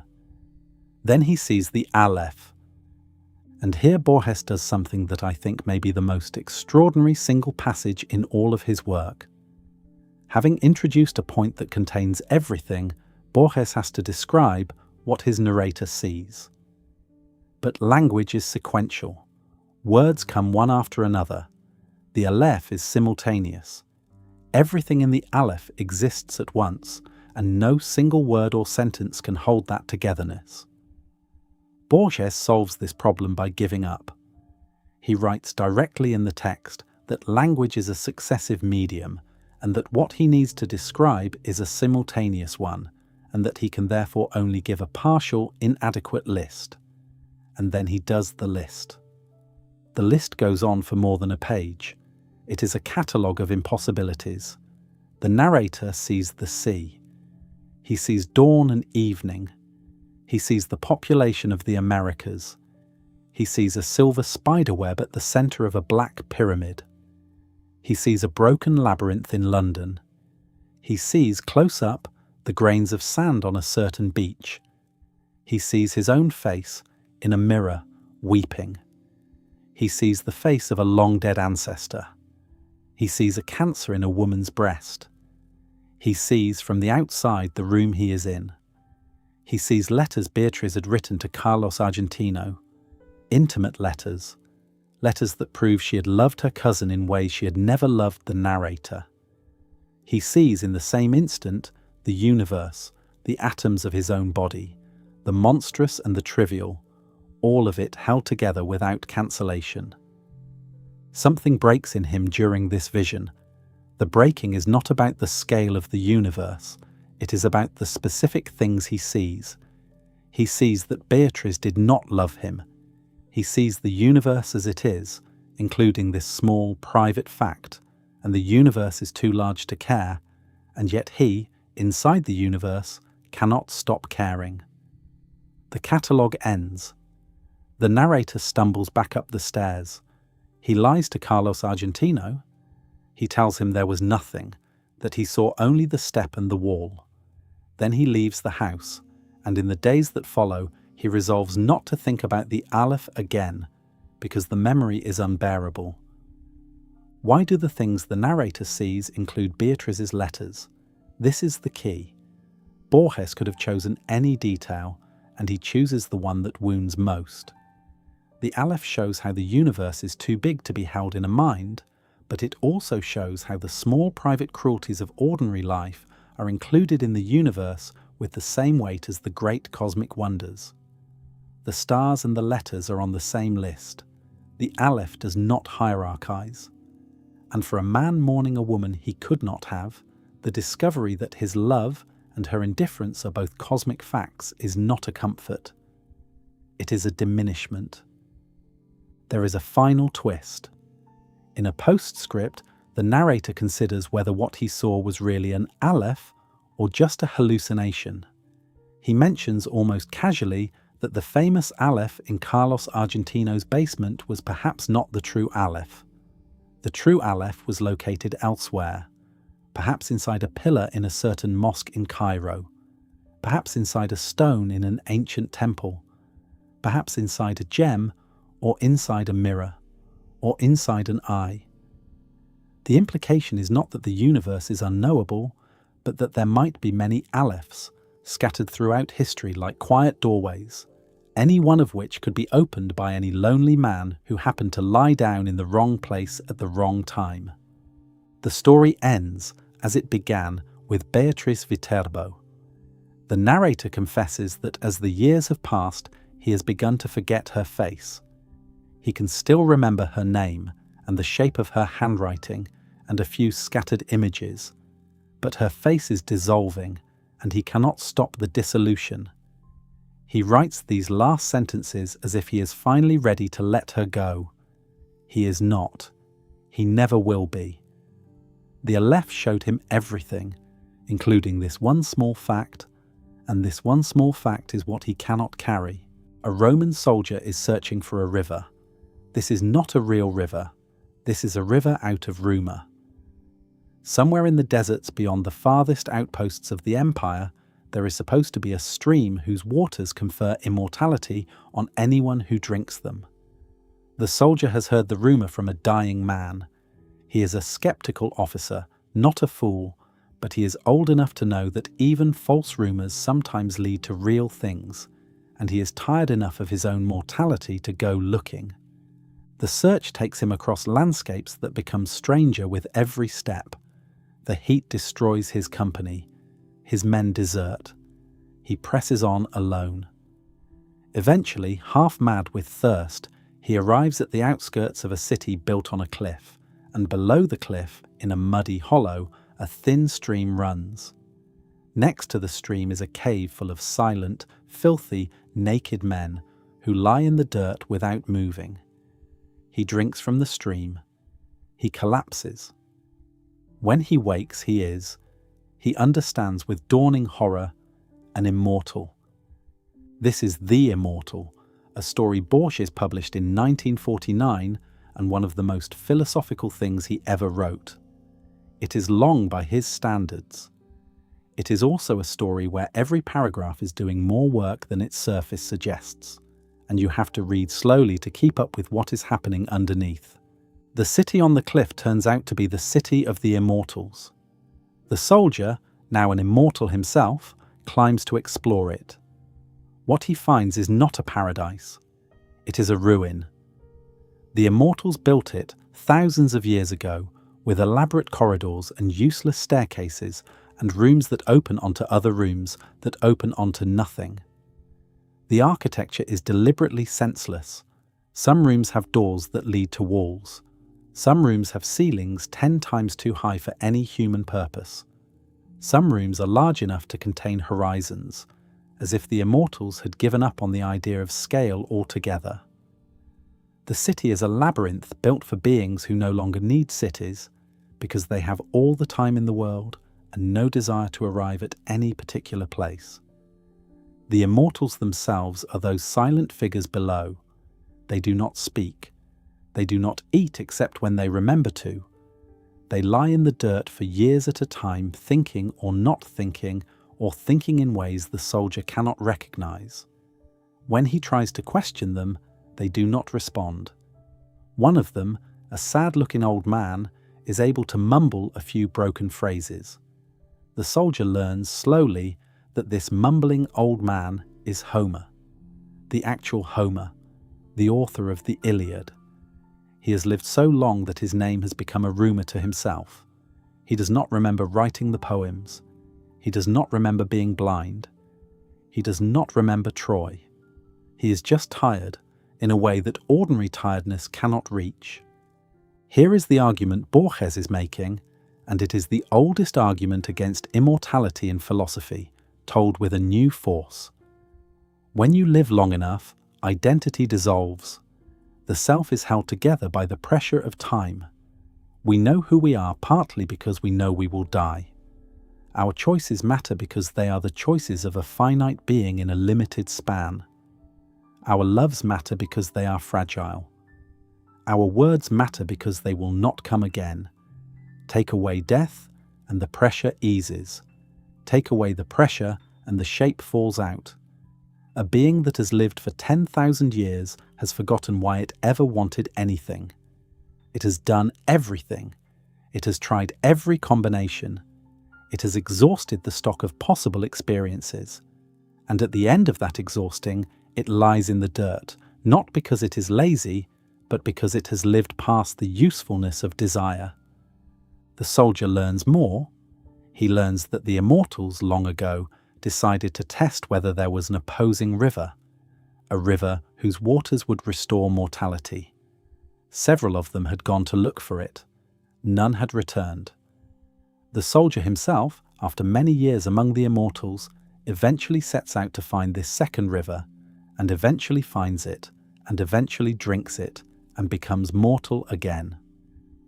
The restoration of mortality is described with a strange, quiet joy. He feels time return to him. He feels his body become breakable again. He feels, for the first time in centuries, the ordinary human sense that a day is a thing to be spent rather than a thing to be endured. But here is where the story twists. After his return to mortality, the soldier notices something unsettling. He keeps recognizing scenes from his own past that he does not remember living. He remembers the sack of a city he never attended. He remembers the face of a woman he never kissed. He remembers a particular blue at a particular sunset on a coast, and when he asks the local people, they tell him it is the coast where Homer set one of the scenes in the Iliad. He begins to suspect that his long immortality has dissolved his individual memory into the memory of others.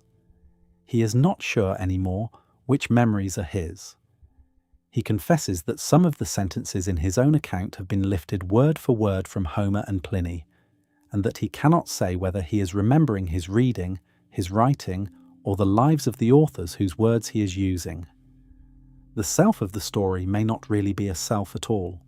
You will notice, if you have been paying attention, that Borges is now making the same argument he made in Funes the Memorious, but from the opposite direction. In Funes, he said that a self requires forgetting, because without forgetting there is nothing to hold the mind together. Here in the Immortal, he says that a self requires death, because without death there is nothing to hold the life together. The two stories are twins. One shows you what the mind needs to lose in order to think. The other shows you what the mind needs to lose in order to be anyone in particular. The loss in both cases is the very thing we complain about. We complain about forgetting. We complain about dying. Borges answers patiently that without both of them there is no you at all. There is a line in the Immortal that captures the whole argument.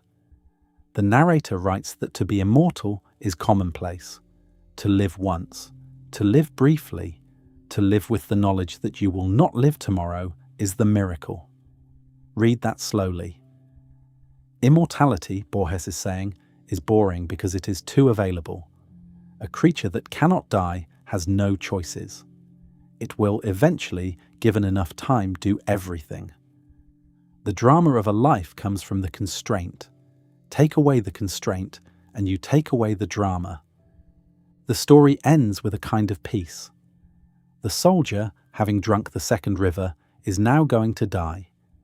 He is writing his account as his last act. He seems relieved. He is finally going to rest. He is not going to remember anything else. He is going to have an end, and the end will give his life a shape, and the shape, for the first time in 1,000 years, will be his. Borges did not want to live forever. Very few thoughtful people do, once they think about it seriously. The Immortal is his patient explanation of why. We envy the idea of unending life because we are afraid of death. Borges loves us enough as readers to point out that the cure we are imagining is worse than the disease. In 1955, a peculiar thing happened to Jorge Luis Borges. On the same day, more or less, he was appointed director of the National Library of Argentina, and he became functionally blind.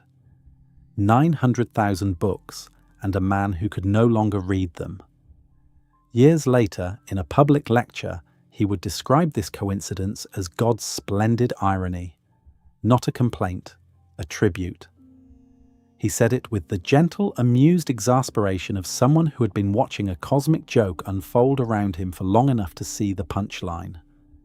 The blindness had been coming for years. It was an inherited condition that had already taken his father's eyes. Borges had begun to feel his own vision dimming in his 30s, a slow fog moving in from the edges of his visual field. By his 40s, he could no longer read small print. By his early 50s, he could read nothing at all unless it was printed very large in very strong light, and even that required the kind of painful concentration that could not be sustained for long. He learned to navigate the world by pattern and memory. He learned to cross streets by sound. He learned to identify people by their voices, their smells, the shape of the air moving around their bodies. The National Library appointment was partly a political gift and partly a deserved honour. Perón had fallen from power in September of 1955, and the new government, wanting to reward the famous writer who had been publicly humiliated by Peronism, offered him the directorship. Borges accepted. He moved into the director's office. He asked his secretary to read aloud to him the catalogue of the holdings, title by title, because he could not see the spines on the shelves. He presided over meetings. He signed letters he could not read. He gave lectures in the reading room. He walked through the stacks at night, knowing where everything was but unable to verify any of it with his eyes. The blindness was not the total blackness most sighted people imagine when they hear the word. Borges could still see a yellow-green haze, and sometimes the shape of a bright window, and sometimes a moving silhouette. He said the colour he most missed was black. Black had vanished for him. The night, which a sighted person experiences as a black curtain, had become for him a faded and slightly glowing mist. The mist, he said, had taken from him one of his few sources of rest. But he adapted. And here is what you have to understand about Borges and his blindness. He did not stop being a writer. He did not even slow down much. He adapted by becoming, in some ways, a more rigorous writer than he had been before. When you cannot see the page, you cannot revise easily. You cannot cross out a word and try another word in its place. You have to hold each sentence in your mind until it is ready, and then you have to dictate it whole. This method has advantages, especially for prose. It forces the sentences to be short enough to be held. It forces the rhythms to be clean enough to be memorable. It forces every phrase to have already done its work before it leaves the mouth. Borges's late prose has a strange, tight musical quality that his earlier prose did not quite have, and part of the reason is that he was composing it the way an oral poet composes, one complete breath at a time. His mother was at the centre of this new way of working. Leonor Acevedo was now in her late 70s and her 80s, and she did for her son what his father's long-ago library had once done. She became his access to text. Every morning and every evening, she would sit with him and read aloud, in Spanish and in English, from the books he asked for. He knew a great deal of what he wanted to hear already. He had been memorizing poems all his life. Now he asked her to read them again so he could hear them in the language of the original, or so he could check a half-remembered line. She would read for hours without complaint. She was, by all accounts, a woman of enormous and slightly severe love, and this late service to her son was the culmination of a life's worth of service. Other people helped too.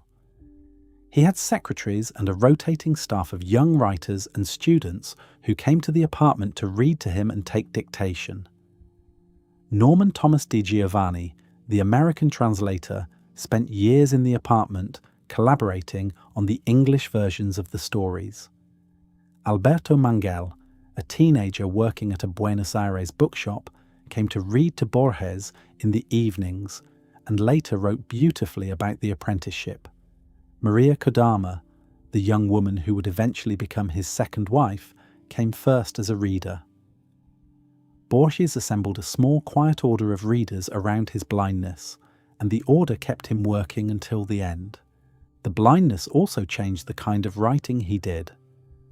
The long, heavily footnoted philosophical stories of the 1940s, the Ficciones and El Aleph stories, required a certain amount of cross-referencing that became impossible when he could no longer check a source.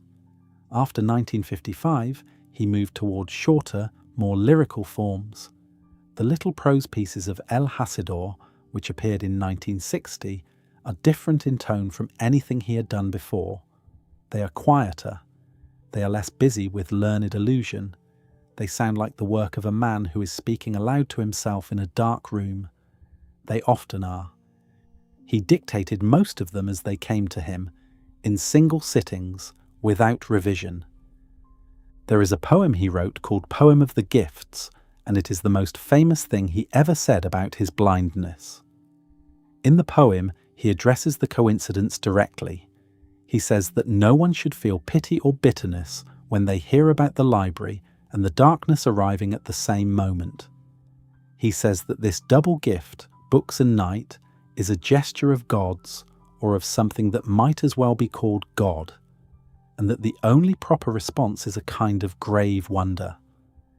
Then, in the most remarkable image in the poem, he thinks of another blind library director, the Argentine writer Paul Grusac, who had held the same position decades before him.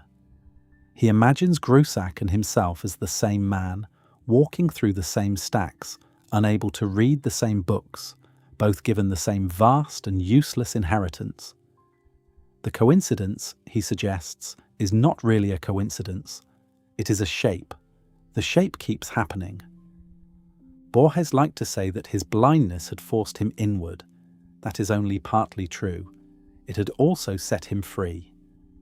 Before the blindness, he had worried, like all writers, about whether his imagination was strong enough to do without the world. After the blindness, the question could not be asked anymore, because the world was gone and the imagination was all he had, and the imagination turned out to be enough. It turned out to have been enough all along. The library he could no longer see had become, by some quiet transaction, the library inside him, the one he had been assembling since childhood. Every book he had ever read still present, waiting to be summoned, waiting to speak. He had always carried a library inside. Now it was the only one he had left. He sometimes joked that he was the only person in the world for whom the National Library was a single, very large Braille book. He was not really joking. He had found, at an age when most men settle for endurance, a kind of peace. The 900,000 books could not be read. The 900,000 books could still be imagined. And imagining them for him had always been the better half of reading anyway. A detective named Eric Lonroth is summoned to investigate a murder in a hotel in a city that resembles Buenos Aires without being named as such. A rabbi has been killed in his room at the Hotel du Nord. The obvious explanation is a botched robbery. An unknown man came to steal the rabbi's famous collection of rare sapphires, panicked, stabbed the rabbi, and fled before he could take anything. Everyone on the police force accepts this account except Lonroth. Lonroth is a rationalist, a man who believes that every crime has a hidden geometry, that surfaces are a kind of lie, and that his job is to look past them. He notices a sheet of paper in the dead man's typewriter. On the sheet of paper, the rabbi had typed the first line of a Kabbalistic inscription. The inscription speaks of the first of the 4 names of God. Lonroth has read a little Kabbalah. He immediately becomes convinced that the murder was not a botched robbery, but a religious killing, carried out to enact some kind of mystical sequence. This is Death and the Compass, a story Borges published in 1942. It is written as a detective story, and it has all the trappings of the detective story: the sharp-eyed investigator, the crime scene, the clues, the solution. It is also a trap, not just a trap for the detective, a trap for the idea that reasoning about the world is the same as understanding it. Borges does not have a low opinion of reason. He loves reason the way a grandson loves an old relative. But he knows reason is dangerous when it is admired too much, and in this story he shows why. A second murder follows. A man named Daniel Simon Azevedo is killed in a western suburb of the city, and on the wall above his body, in chalk, is written the second name of God. Tlon wrote is now sure. The killer is working through the tetragrammaton, the four-letter name of God in Hebrew, and each murder corresponds to one of the four letters. There should be, by Lonrot's logic, 2 more murders. The third will be in the east. The fourth will complete some geometric figure that Lonrot can calculate once he has 3 points. A third murder. This time a man named Griffius is apparently kidnapped from a hotel in the east, and another inscription appears. The third letter of the name of God has now been written. 3 murders. 3 directions. Lonrot, pleased with himself, takes out a map of the city. He plots the 3 murder sites. They form an equilateral triangle, or nearly so, with a 4th point, the point that will complete the symmetry, waiting to be calculated. Lonrot calculates it. The 4th point is a villa called Triste-le-Roi, a decaying country house in the south, full of mirrors and columns, and a faintly absurd ornamental garden. Lonrot has found the place where the 4th murder will happen.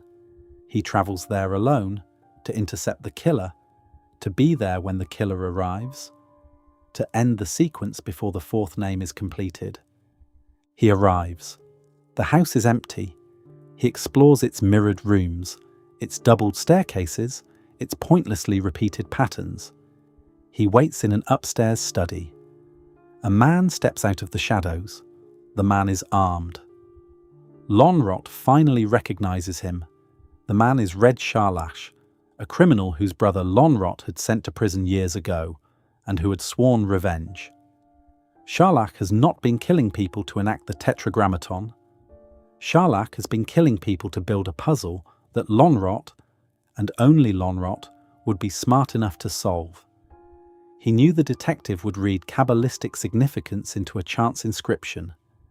He knew the detective would plot the murders on a map. He knew the detective would calculate a 4th point and come alone to intercept the finale. The whole trap was designed around Lonrot's own style of reasoning. The 4th murder is the detective's. It is about to happen.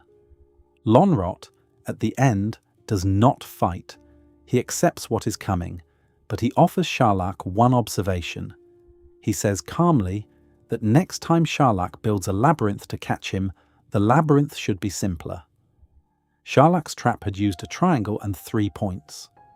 Lonrot suggests that Charlach could have used only a straight line and 2 points, and the detective would still have come.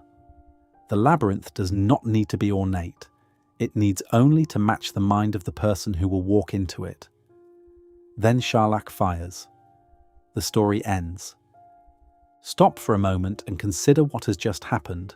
A story in which a detective is murdered by a man he caught earlier is not, in itself, a remarkable plot. Detective fiction has been doing that for 100 years. What makes Death and the Compass extraordinary is that the murder weapon, so to speak, is the detective's own intelligence. Lonrot is not caught because he is stupid. He is caught because he is smart in a specific, predictable way. Charlach reads Lonrot's reasoning habits and then constructs a sequence of events that will appeal to those habits so strongly that Lonrot will reason his way, step by step, into the killer's arms. The more carefully Lonrot thinks, the more firmly the trap closes around him. His reason does not save him. His reason delivers him.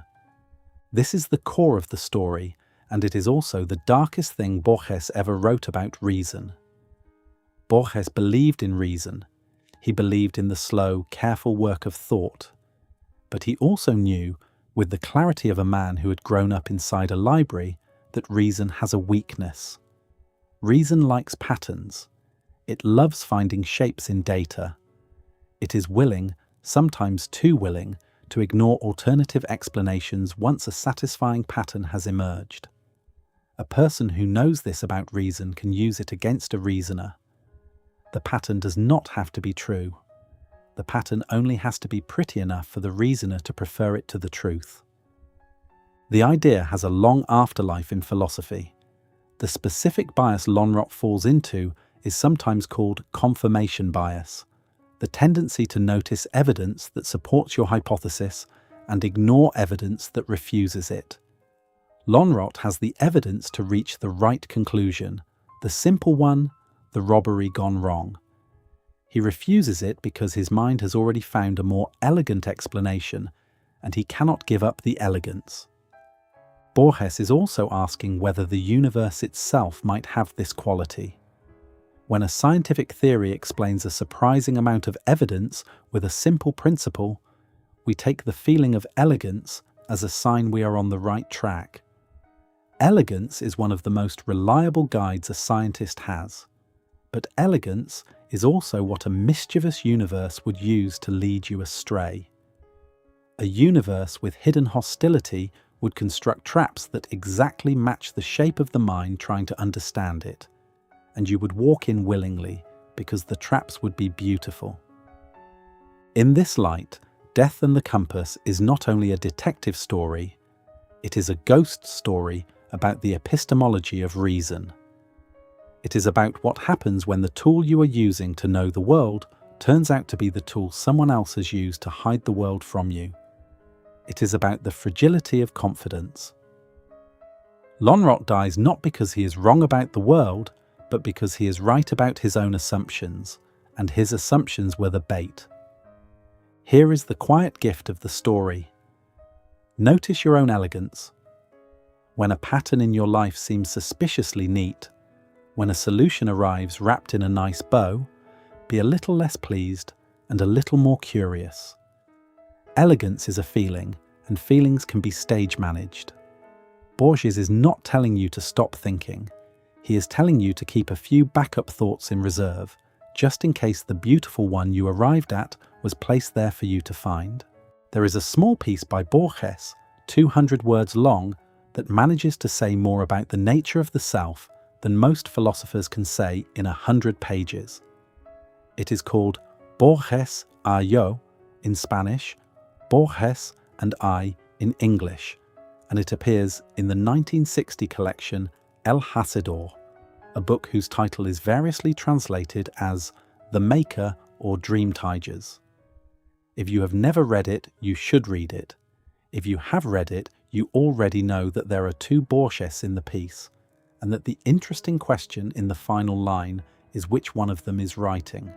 The narrator of the piece is Borges, or rather, it is the man who calls himself Borges for the purposes of the piece. He tells us about another Borges, a more famous one, the public Borges, the one to whom things happen in the world.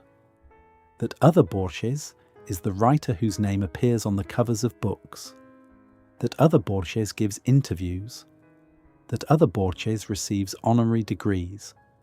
That other Borges is discussed in newspapers. The narrator, by contrast, is a private man. He likes certain things. He likes hourglasses, maps, 18th century typography, the taste of coffee, and the prose of Robert Louis Stevenson. He walks through the streets of Buenos Aires, mostly alone, and he would rather not be recognized. The strange thing is that the two Borges are linked. The private one is the source of the public one. The private one has the experiences. The private one has the memories. The private one walks through the streets. And yet everything that happens to the private one, the narrator tells us, is eventually claimed by the public Borges. The walks become raw material for stories. The memories are tilled into paragraphs. The private pleasures are harvested for use in essays. The public Borges, whose work the narrator admits he sometimes enjoys, has been stealing the private Borges's life, slowly, for decades, and converting it into literature. The narrator feels this as a kind of slow theft. He is being used by the man who shares his name. Pause on this image. It is a deceptively simple one, and it gets at something most of us have felt at one time or another, though we have never known quite how to say it. There is a version of you that you know from the inside. It has your thoughts, your private habits, your small preferences, the memories you never share. There is also a version of you that other people see, the version that has a reputation, the version your co-workers know, the version your children know, the version your obituary will describe. The two versions are not identical. They sometimes overlap and sometimes diverge. You may love the other version. You may despise it. You may feel that it is using your life as raw material for a performance that no longer belongs to you. Borges had this feeling acutely because he had become famous. By 1960, he was already one of the most famous living writers in the Spanish-speaking world.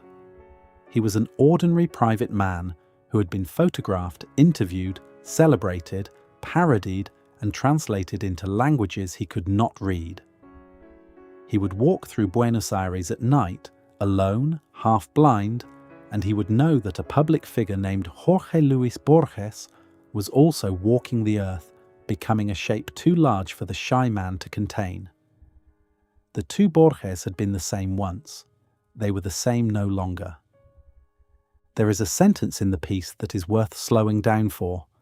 The narrator says, in so many words, that he will not be saved because the private self is doomed to be absorbed by the public self, and when he dies, the only thing that will survive is the public one, who is the one the world cares about. The private Borges, who had the experiences, will vanish. The public Borges, who made the sentences, will remain. This is said without self-pity. It is stated as a fact, almost as a natural law, as if it were something that had to happen and was happening to everyone, not just to famous writers. Now think about this more broadly. Even if you are not famous, the same thing is happening to you. There is a public version of you that other people know. It exists in their heads and in their descriptions of you and in the stories they tell. When you die, the public version will live on for a little while longer. The private version of you, the one only you knew from the inside, will die first, immediately, in the moment of death. The public version will die last, slowly, over decades. All your life, the public version has been quietly accumulating, built from the material of the private one, without your being able to fully control what goes into it. Borges is saying that this is the situation of everyone who has ever lived. It is only more visible in the case of a famous writer. But the general pattern is universal. You are too. You are the one who experiences, and you are the one who is remembered. They share a name. They do not share a life. And now the last sentence. The narrator, having described the two Borges, having explained that the private one is slowly being swallowed by the public one, having expressed a thin, resigned sadness about all of this, finishes with a single line that pulls the ground out from under everything he has said.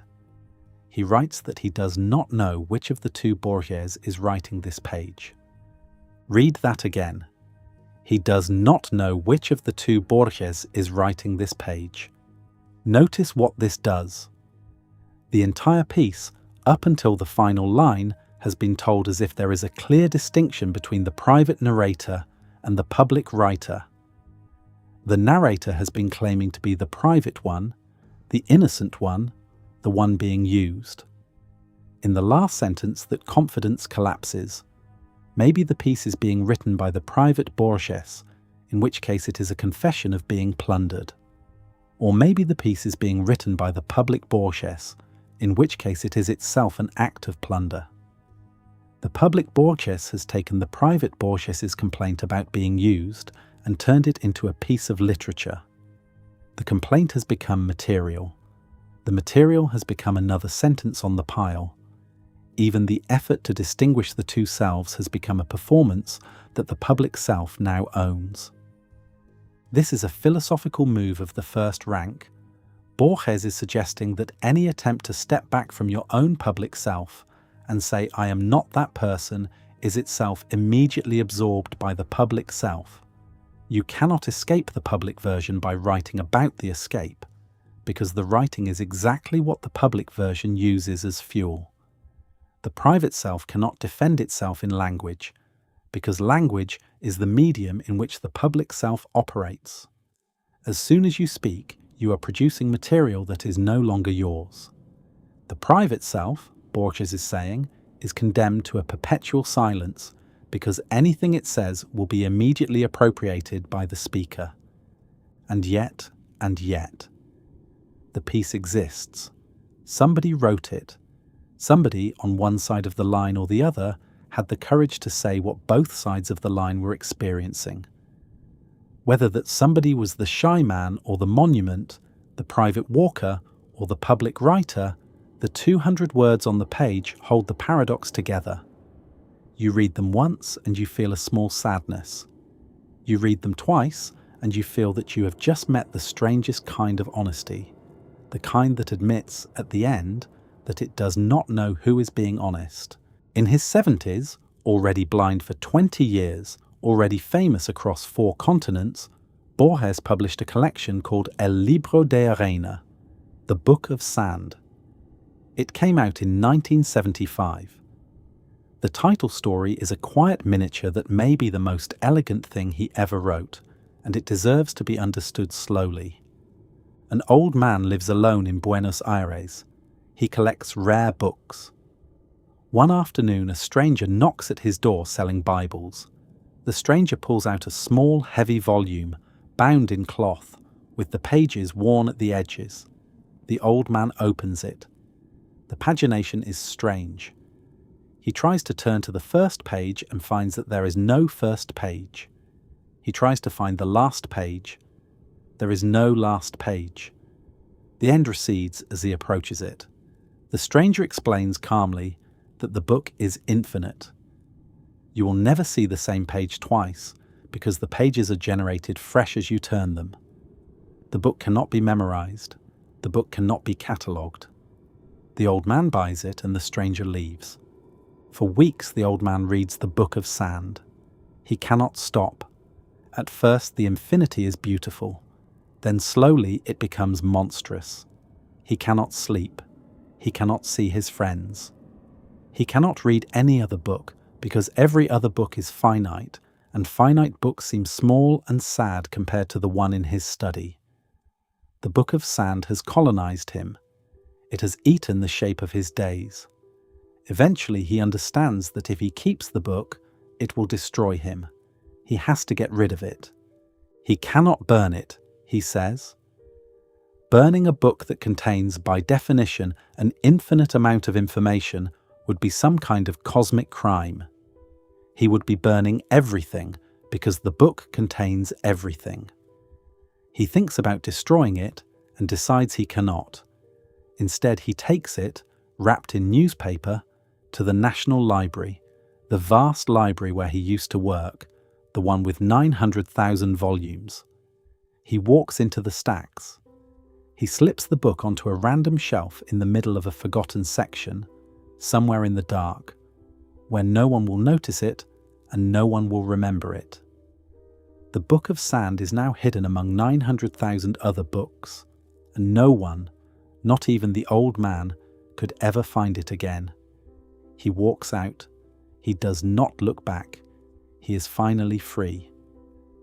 Reading this story, you understand at once that it is a late self-portrait. Borges, by 1975, has spent his life inside the National Library. He knows what it is to be surrounded by more books than one life can hold. He knows what it is to feel that a single volume, if you let it, can take the whole shape of you. He also knows, in a way few writers ever know, that infinity is not always a gift. Sometimes the only sane thing to do with an infinite object is to lose it inside a finite one. A small library is a prison. A large library is a place to hide. In the same collection, and in earlier collections, Borges had already explored the idea of a story that contains its own ending twice. The most famous example is The South, which he first published in 1953 and which he himself called his best story. It is a story he loved and was quietly proud of, and it is a story that does something no plot summary can fully capture. A man named Juan Dalman works as an administrator in a municipal library in Buenos Aires. He has a family history that runs in two directions. On one side, he descends from a German Protestant pastor who came to Argentina in the 19th century. On the other side, he descends from an Argentine soldier who died heroically in the wars of the Pampas. Dalman, in his own quiet self-image, has chosen the Argentine side of the family as the one he takes pride in. He imagines himself a kind of gentleman gaucho, an educated man with Pampas blood, even though his life is that of a tired urban bureaucrat who has never actually been in a fight. One day, in his hurry, Dalman runs up a staircase and strikes his head on a window casement. The wound becomes infected.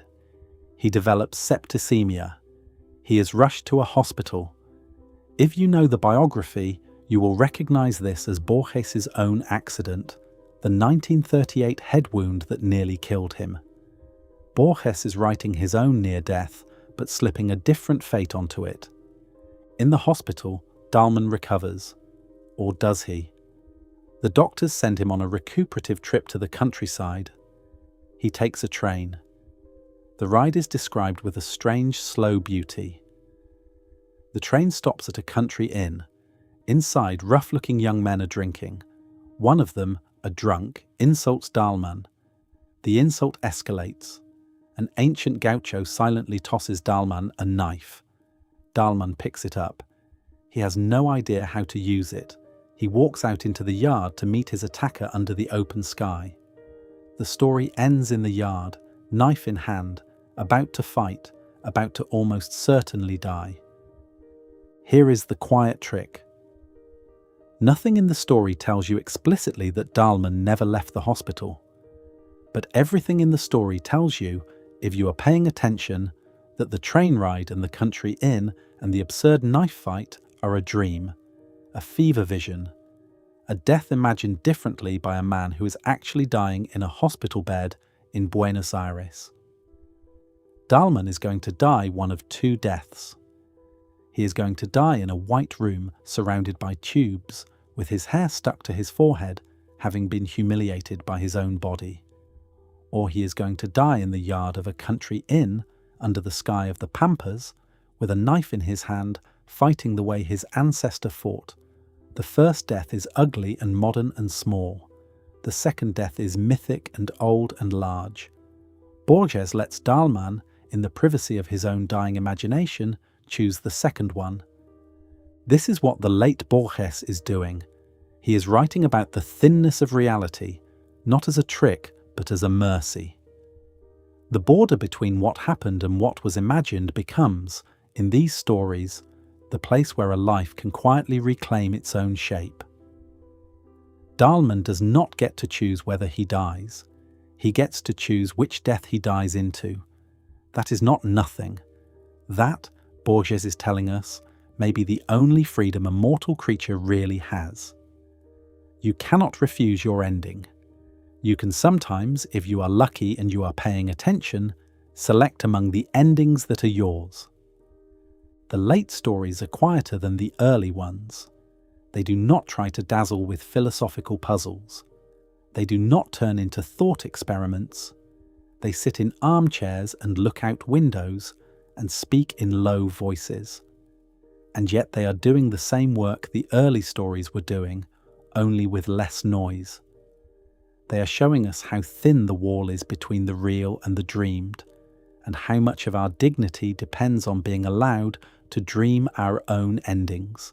To understand the political life of Jorge Luis Borges, You have to begin with something that is almost always left out. He did not want to be political. He was temperamentally unfit for the public brawl. He preferred by habit to stay out of it, to write his stories and argue about metaphors in cafes. And yet he could not stay out of it because the country he lived in would not let him. In 1946, a populist army officer named Juan Domingo Perón came to power in Argentina. Borges disliked him from the beginning. Part of the dislike was aesthetic. Perón's rallies and posters, and his wife Eva's theatrical embrace of the suffering masses offended Borges's sense of quiet good taste. Part of it was philosophical. Borges, a liberal in the Old English sense, believed in small states, individual conscience, intellectual freedom, and a reserved public life. Peronism was none of these things. It was loud, emotional, and openly hostile to the cosmopolitan literary culture Borges had grown up inside. Borges made his disapproval known in small ways. He signed petitions. He gave a few public speeches. He never went very far because he did not believe public speech was the way to argue about anything important, but he made enough noise to be noticed. The Peronist government noticed. In 1946, Borges was working a modest but dignified position at a municipal library in Buenos Aires. He arrived one day to find that he had been transferred. His new position was as an inspector of poultry and rabbits at a public market. A poultry inspector. A man who had already published 3 volumes of essays, 2 collections of poetry, and the first wave of the stories that would make him famous was being sent to count chickens. He understood the message. The transfer was a public humiliation designed to remind him, and by extension all the other intellectuals who disliked Perón, that the regime could do whatever it wanted to them. Borges refused the new position. He resigned instead. He spent the Peronist years, from 1946 to 1955, in a kind of exile within his own country. He gave public lectures in private halls. He travelled. He wrote. He published. He was harassed occasionally, mildly, by a regime that did not take him seriously enough to lock up, and that did not like him enough to leave alone. His mother was harassed too.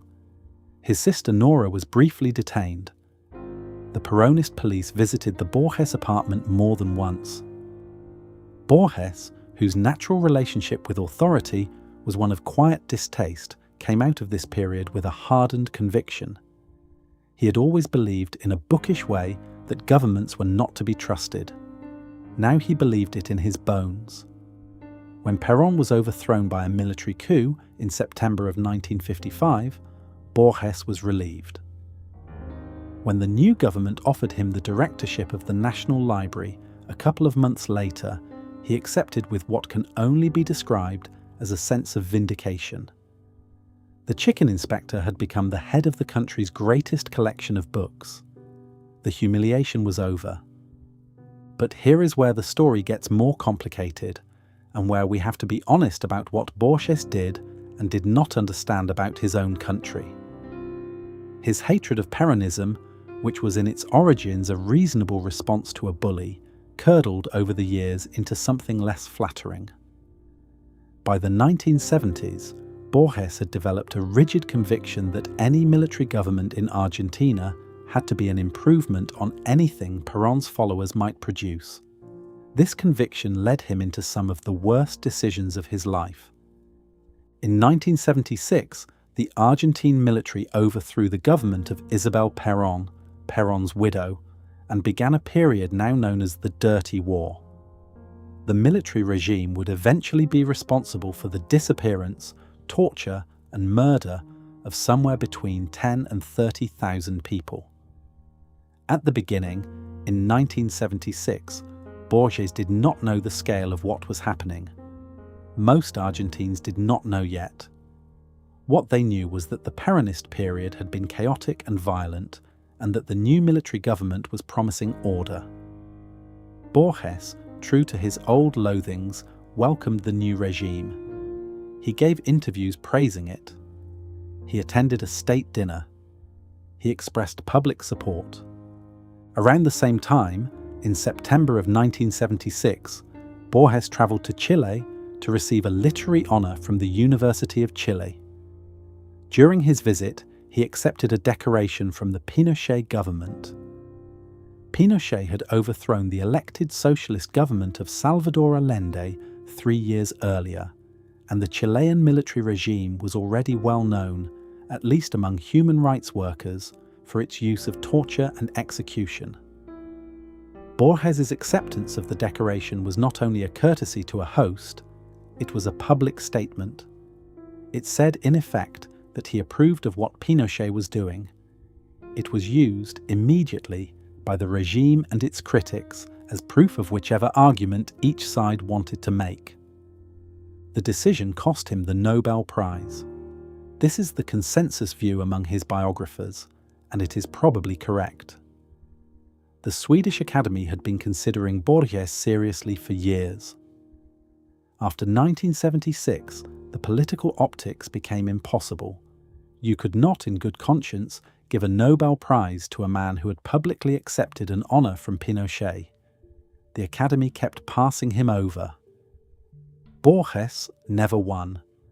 He died in 1986, one of the most famous and influential writers in the world, without the prize that many of his lesser contemporaries received. Here is the harder part of the story. As the scale of the Dirty War became clearer in the late 1970s and early 1980s, Borges began to change his mind. The Madres de la Plaza de Mayo were marching in the square near his apartment every week. Witnesses were willing to speak to him. He listened. What he heard turned his stomach. In 1980, he signed a petition demanding that the junta account for the disappeared. In 1985, he attended the trial of the junta leaders, sitting in the courtroom and listening to the testimony of tortured survivors. Afterward, he wrote an open letter confessing that he had been wrong. He had trusted the wrong people. He apologized, not in the wriggling way of a politician, but in the flat, direct way of a man who had realized, too late, that his hatred of one thing had blinded him to another. The damage was real. The apology was also real. He said it himself, in his own voice, as an old man, knowing what it would cost him. There is a deeper question here. How can the man who wrote Death and the Compass, a story about how reason can be weaponized against the reasoner, fall into exactly that trap in his own political judgments? The answer is that being a great writer about a problem is not the same as being immune to it. Borges was wiser on the page than he was in the world. Most of us are. He knew in his writing that elegance could be a trap, and that the mind could be led by its preferences into places it would regret. He could not always apply these lessons to his own life. The lessons are much easier to see in a short story than in a newspaper, because in a story the author arranges the facts for you, and in a newspaper you arrange them yourself, almost always to suit what you already feel. Borges never became a monster. He never became a true believer in any of the ideologies that devoured his century. When he apologized, he apologized. When he was wrong, the wrong was visible. He lived long enough to watch his own blind spots close, at least partly, and had the decency to describe what he saw. That is not enough to call him heroic. It is enough to call him honest. Where does Borges fit in the history of philosophy? The easy answer is that he does not fit at all, because he was not a philosopher. He did not write treatises. He did not defend positions. He did not argue with his contemporaries in the professional journals. By the strictest definition, he was not one, and he would have been the first to deny the title. And yet, when you look at the professional philosophy of the 20th century, you find that Borges had been there first, usually by way of a story, and usually with a clarity that the professionals had to spend decades catching up to. The stories are not casual amusements next to the real work of thought. they are among the best work of thought their century produced. Borges conducted his arguments the way Plato conducted his, dramatically, through characters in situations, rather than the way Kant conducted his, through definitions and chains of reasoning. Both methods are legitimate. Borges quietly preserved the older one and used it at its highest level. Consider some of the ideas he put into stories and which philosophers later developed, often without knowing or without admitting that he had gotten there before them. The idea that reality might be a sufficiently detailed fiction, sustained by some form of collective belief that has taken over from a previous and forgotten reality. This is Tlon, Uqbar, Orbis Tertius, written in 1940. The idea now runs through a substantial philosophical literature on simulation theory, most famously the arguments developed by Nick Bostrom in the early 2000s, and the general question of whether our universe might be a computation running inside some larger universe. Borges did not argue this mathematically. He could not. He dramatized it. The dramatization is, in many ways, easier to absorb than the math, and it raises the emotional stakes in a way the math cannot. The idea that all possible outcomes of every choice are simultaneously realized in branching paths that do not interact. This is The Garden of Forking Paths, written in 1941. The many worlds interpretation of quantum mechanics was formulated by Hugh Everett in 1957. It says essentially the same thing about physical reality that Borges said about literary reality. Philosophers of physics still argue about many worlds today. None of them argue about it without at some point mentioning Borges. The idea that a text's meaning is not fixed by its author, but is produced, reader by reader, through the specific context each reader brings to it. This is Pierre Menard, author of the Quixote, written in 1939. Structuralism, post-structuralism, reader response theory, the death of the author, the entire school of thought that occupied literature departments from the 1960s to the 1990s, was in some sense an academic elaboration of this one Borges story. Roland Barthes never cited Menard explicitly in the essay The Death of the Author. He did not need to. The idea was already in the air, and the air had been arranged by Borges. The idea that consciousness requires forgetting, that memory must be selective for thought to function. This is Funes the Memorious, written in 1942. The cognitive sciences have since confirmed this claim in many different ways. Working memory is limited. Recognition requires categorization. Categorization requires loss of detail. The classical question of the one and the many has a neuroscientific answer, and the answer is essentially the one Borges sketched in a 5-page story about a paralyzed young man in a darkened room. The idea that a person might continue to exist as the same person only because death gives life a shape.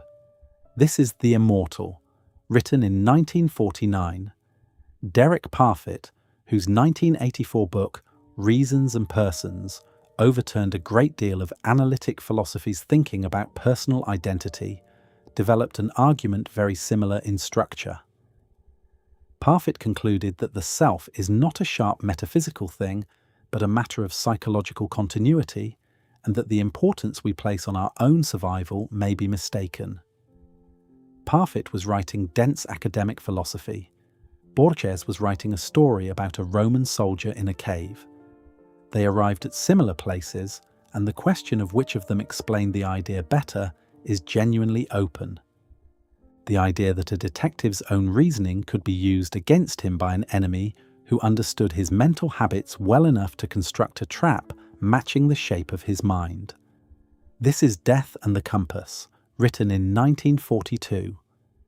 Cognitive psychology has since catalogued dozens of specific biases that work this way, and entire fields of security and intelligence analysis are devoted to the art of shaping an adversary's reasoning without the adversary noticing the shaping.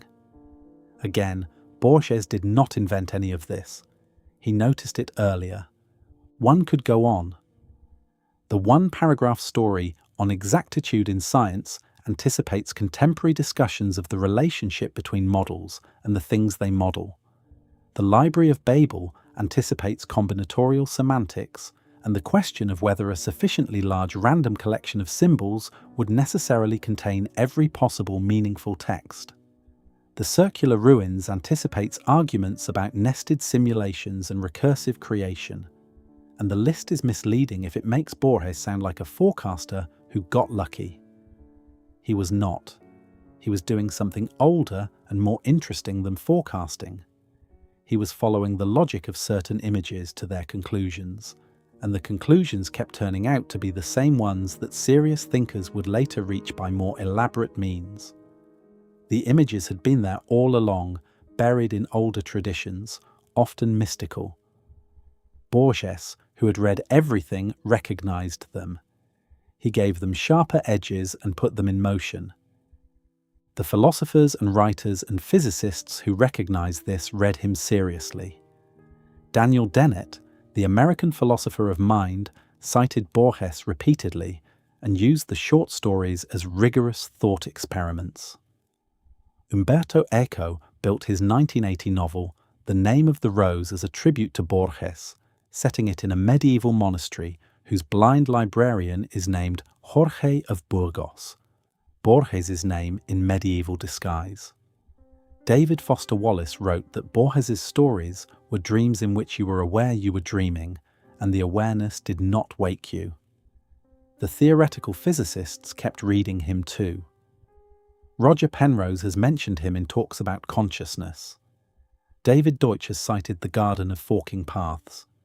John Archibald Wheeler, who coined the term black hole, held Borges in a kind of quiet reverence.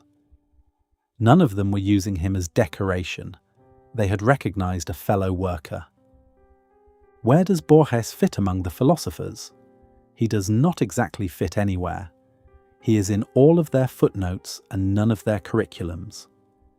He sits at the edge of the professional conversation, a man at a cafe table in Buenos Aires, half smiling, not quite joining in, but listening closely, and occasionally, when the conversation lulls, saying something so precisely right that everyone else has to pause and take it in. That is a peculiar kind of influence. It is not the influence of a school. It is the influence of a single voice, widely scattered, that shows up wherever serious thinking meets its own limits, offering neither an answer nor a distraction, but a small, clean image to think with. He was a philosopher who did not want to be a philosopher. He was one anyway. In the last months of his life, Borges made a decision that surprised everyone who thought they knew him. He was going to die not in Buenos Aires, the city he had spent his entire career writing about, but in Geneva, the Swiss city where he had been a bewildered teenager during the First World War, the Argentine master of Argentine fiction, the poet of Buenos Aires streets at dusk, the librarian who had walked the stacks of the National Library for a quarter of a century, was going to be buried in a European city where almost no one had known his name, and where the street he had lived on as a boy was no longer easy to find. Why Geneva? The biographers have offered a few explanations, and they are probably all true at once. He wanted privacy. He wanted distance from the journalists and the literary politicians and the old enemies who kept showing up in his Buenos Aires apartment. He wanted to return to the place where he had first become a writer, the place where he had read Schopenhauer in German for the first time, and Kafka in the original, and the expressionist poets in the pages of old student magazines. He wanted, in a way he did not quite explain, to close a circle that had been open since 1921. There was also Maria Kodama. She had come into his life in his 70s, first as a student, then as a reader, then as a travelling companion, then as the person whom he trusted more than he trusted anyone else in the world.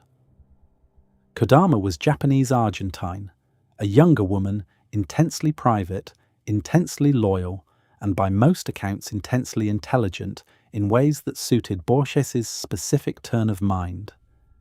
They had studied Old English together. They had read the sagas together.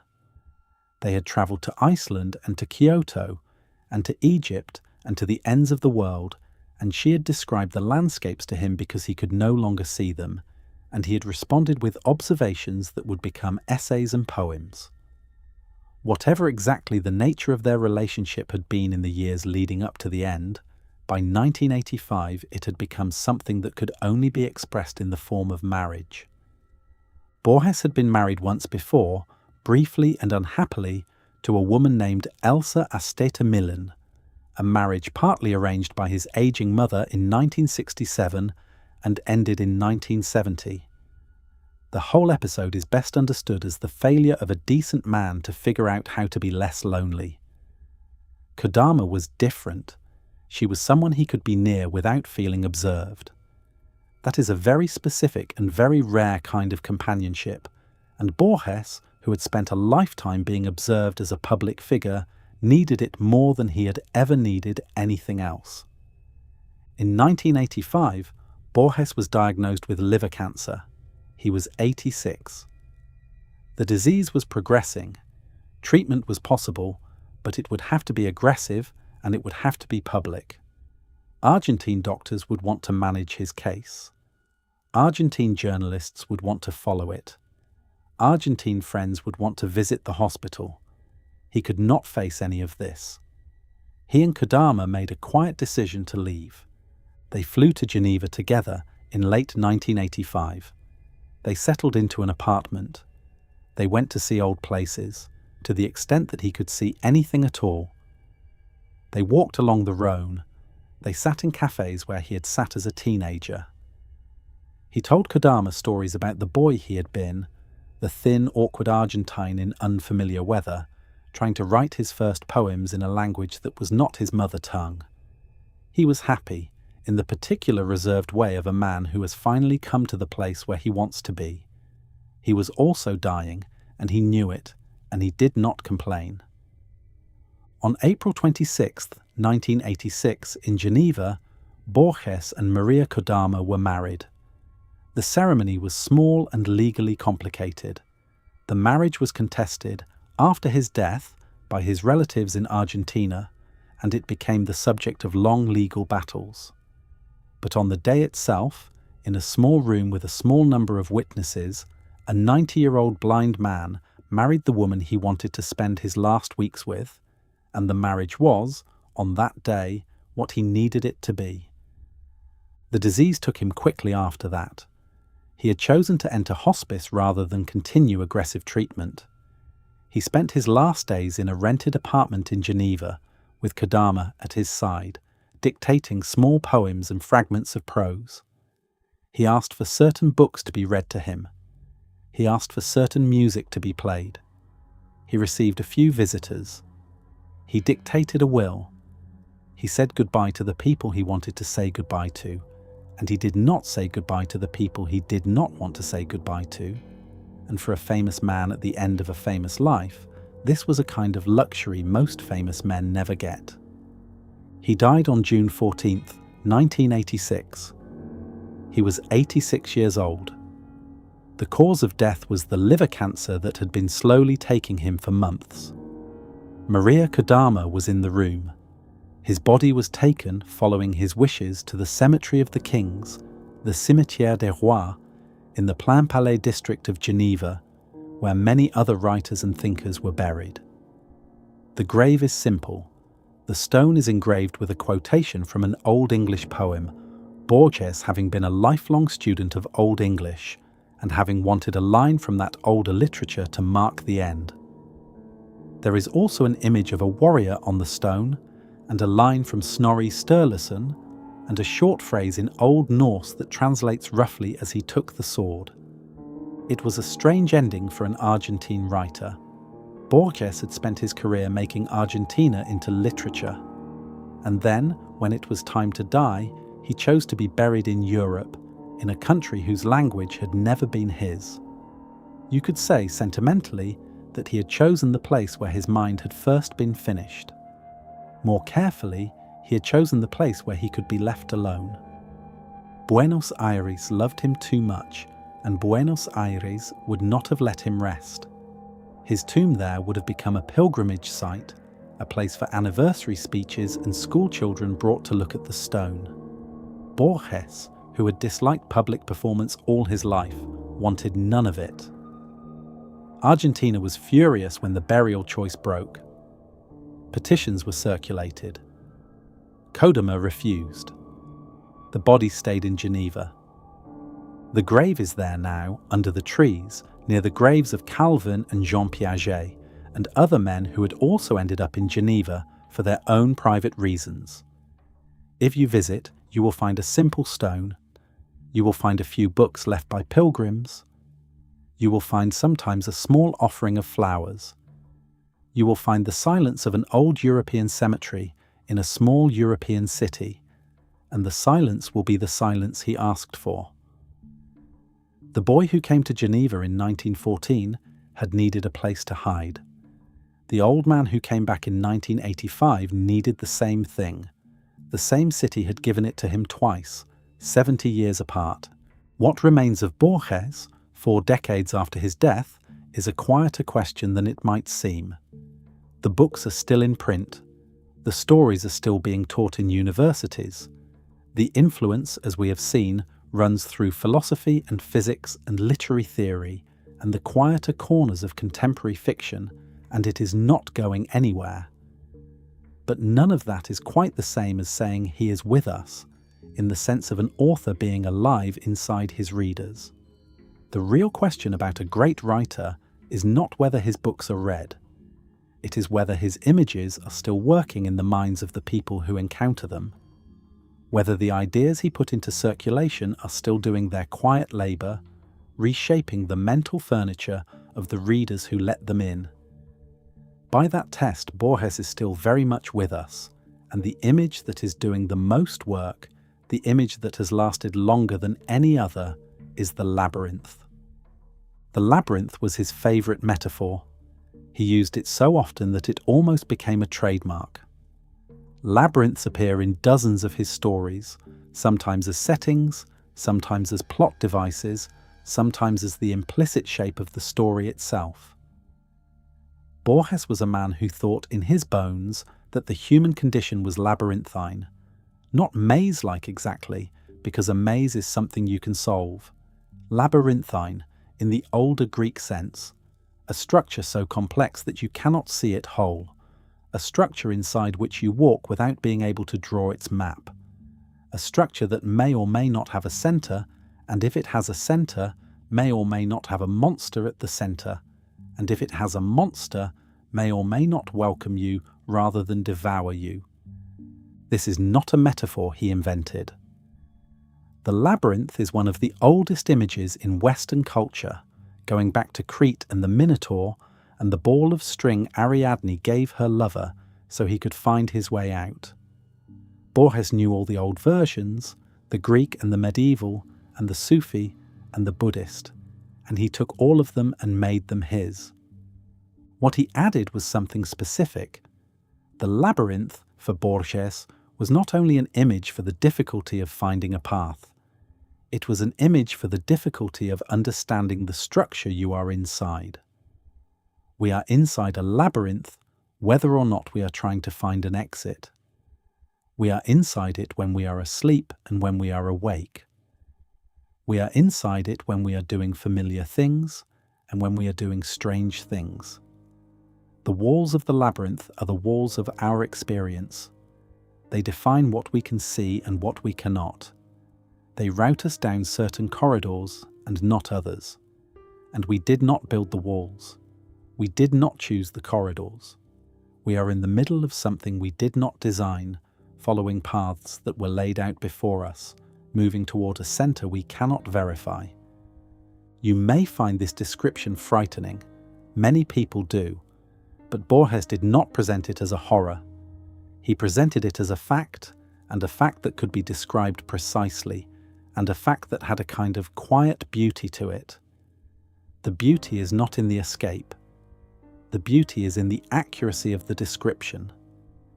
To be inside a labyrinth and to describe the experience with exactness is not freedom, and it is not mastery, but it is something like dignity. There is a hopeful shift in the late work, though Borges never quite named it directly. The labyrinth, in his later stories, begins to feel more like a garden than a prison. A garden is a labyrinth that has been planted rather than built, whose walls are made of living things, whose paths are meant to be walked without a destination. You do not have to solve your life. You can, if you are careful, enjoy the corridors. You can notice the specific quality of the light on this specific stone.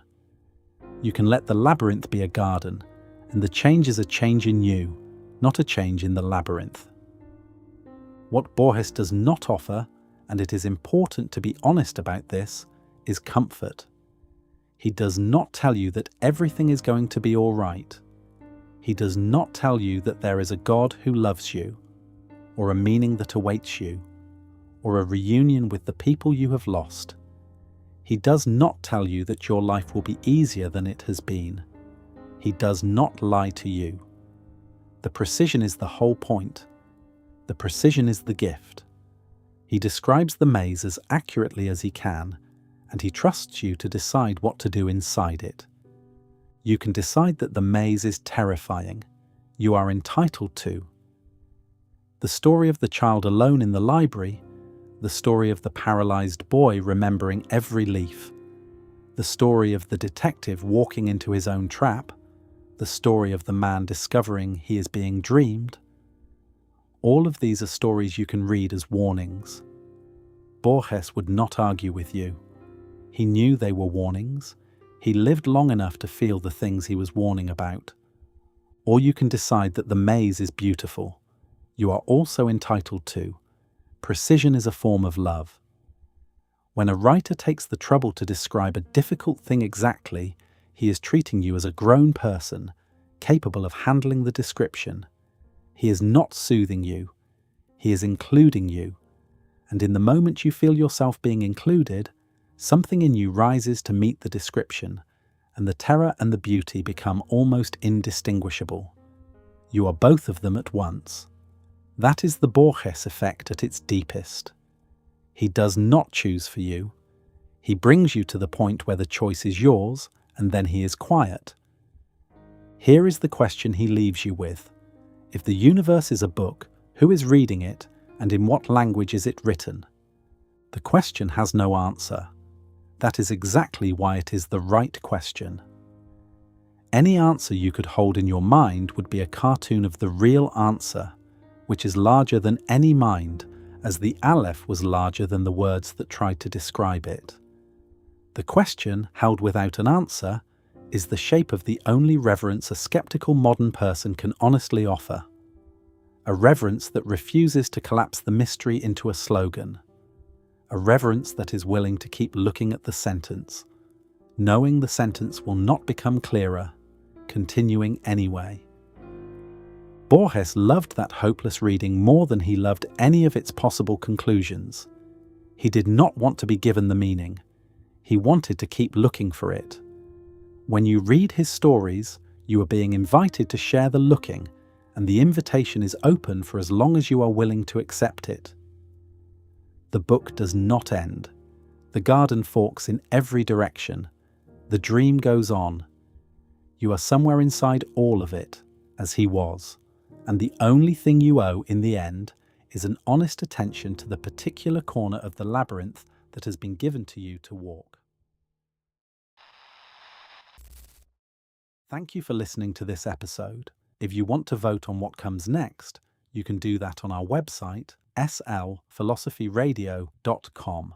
While you are there, check out the full transcript, works cited, recommended reading list, and some other materials we put together for this one. You can find all the links down in the description. If you enjoyed this, a like, a subscribe, or just sharing this video with someone who might appreciate it really does make a difference, and I would genuinely love to hear your thoughts in the comments.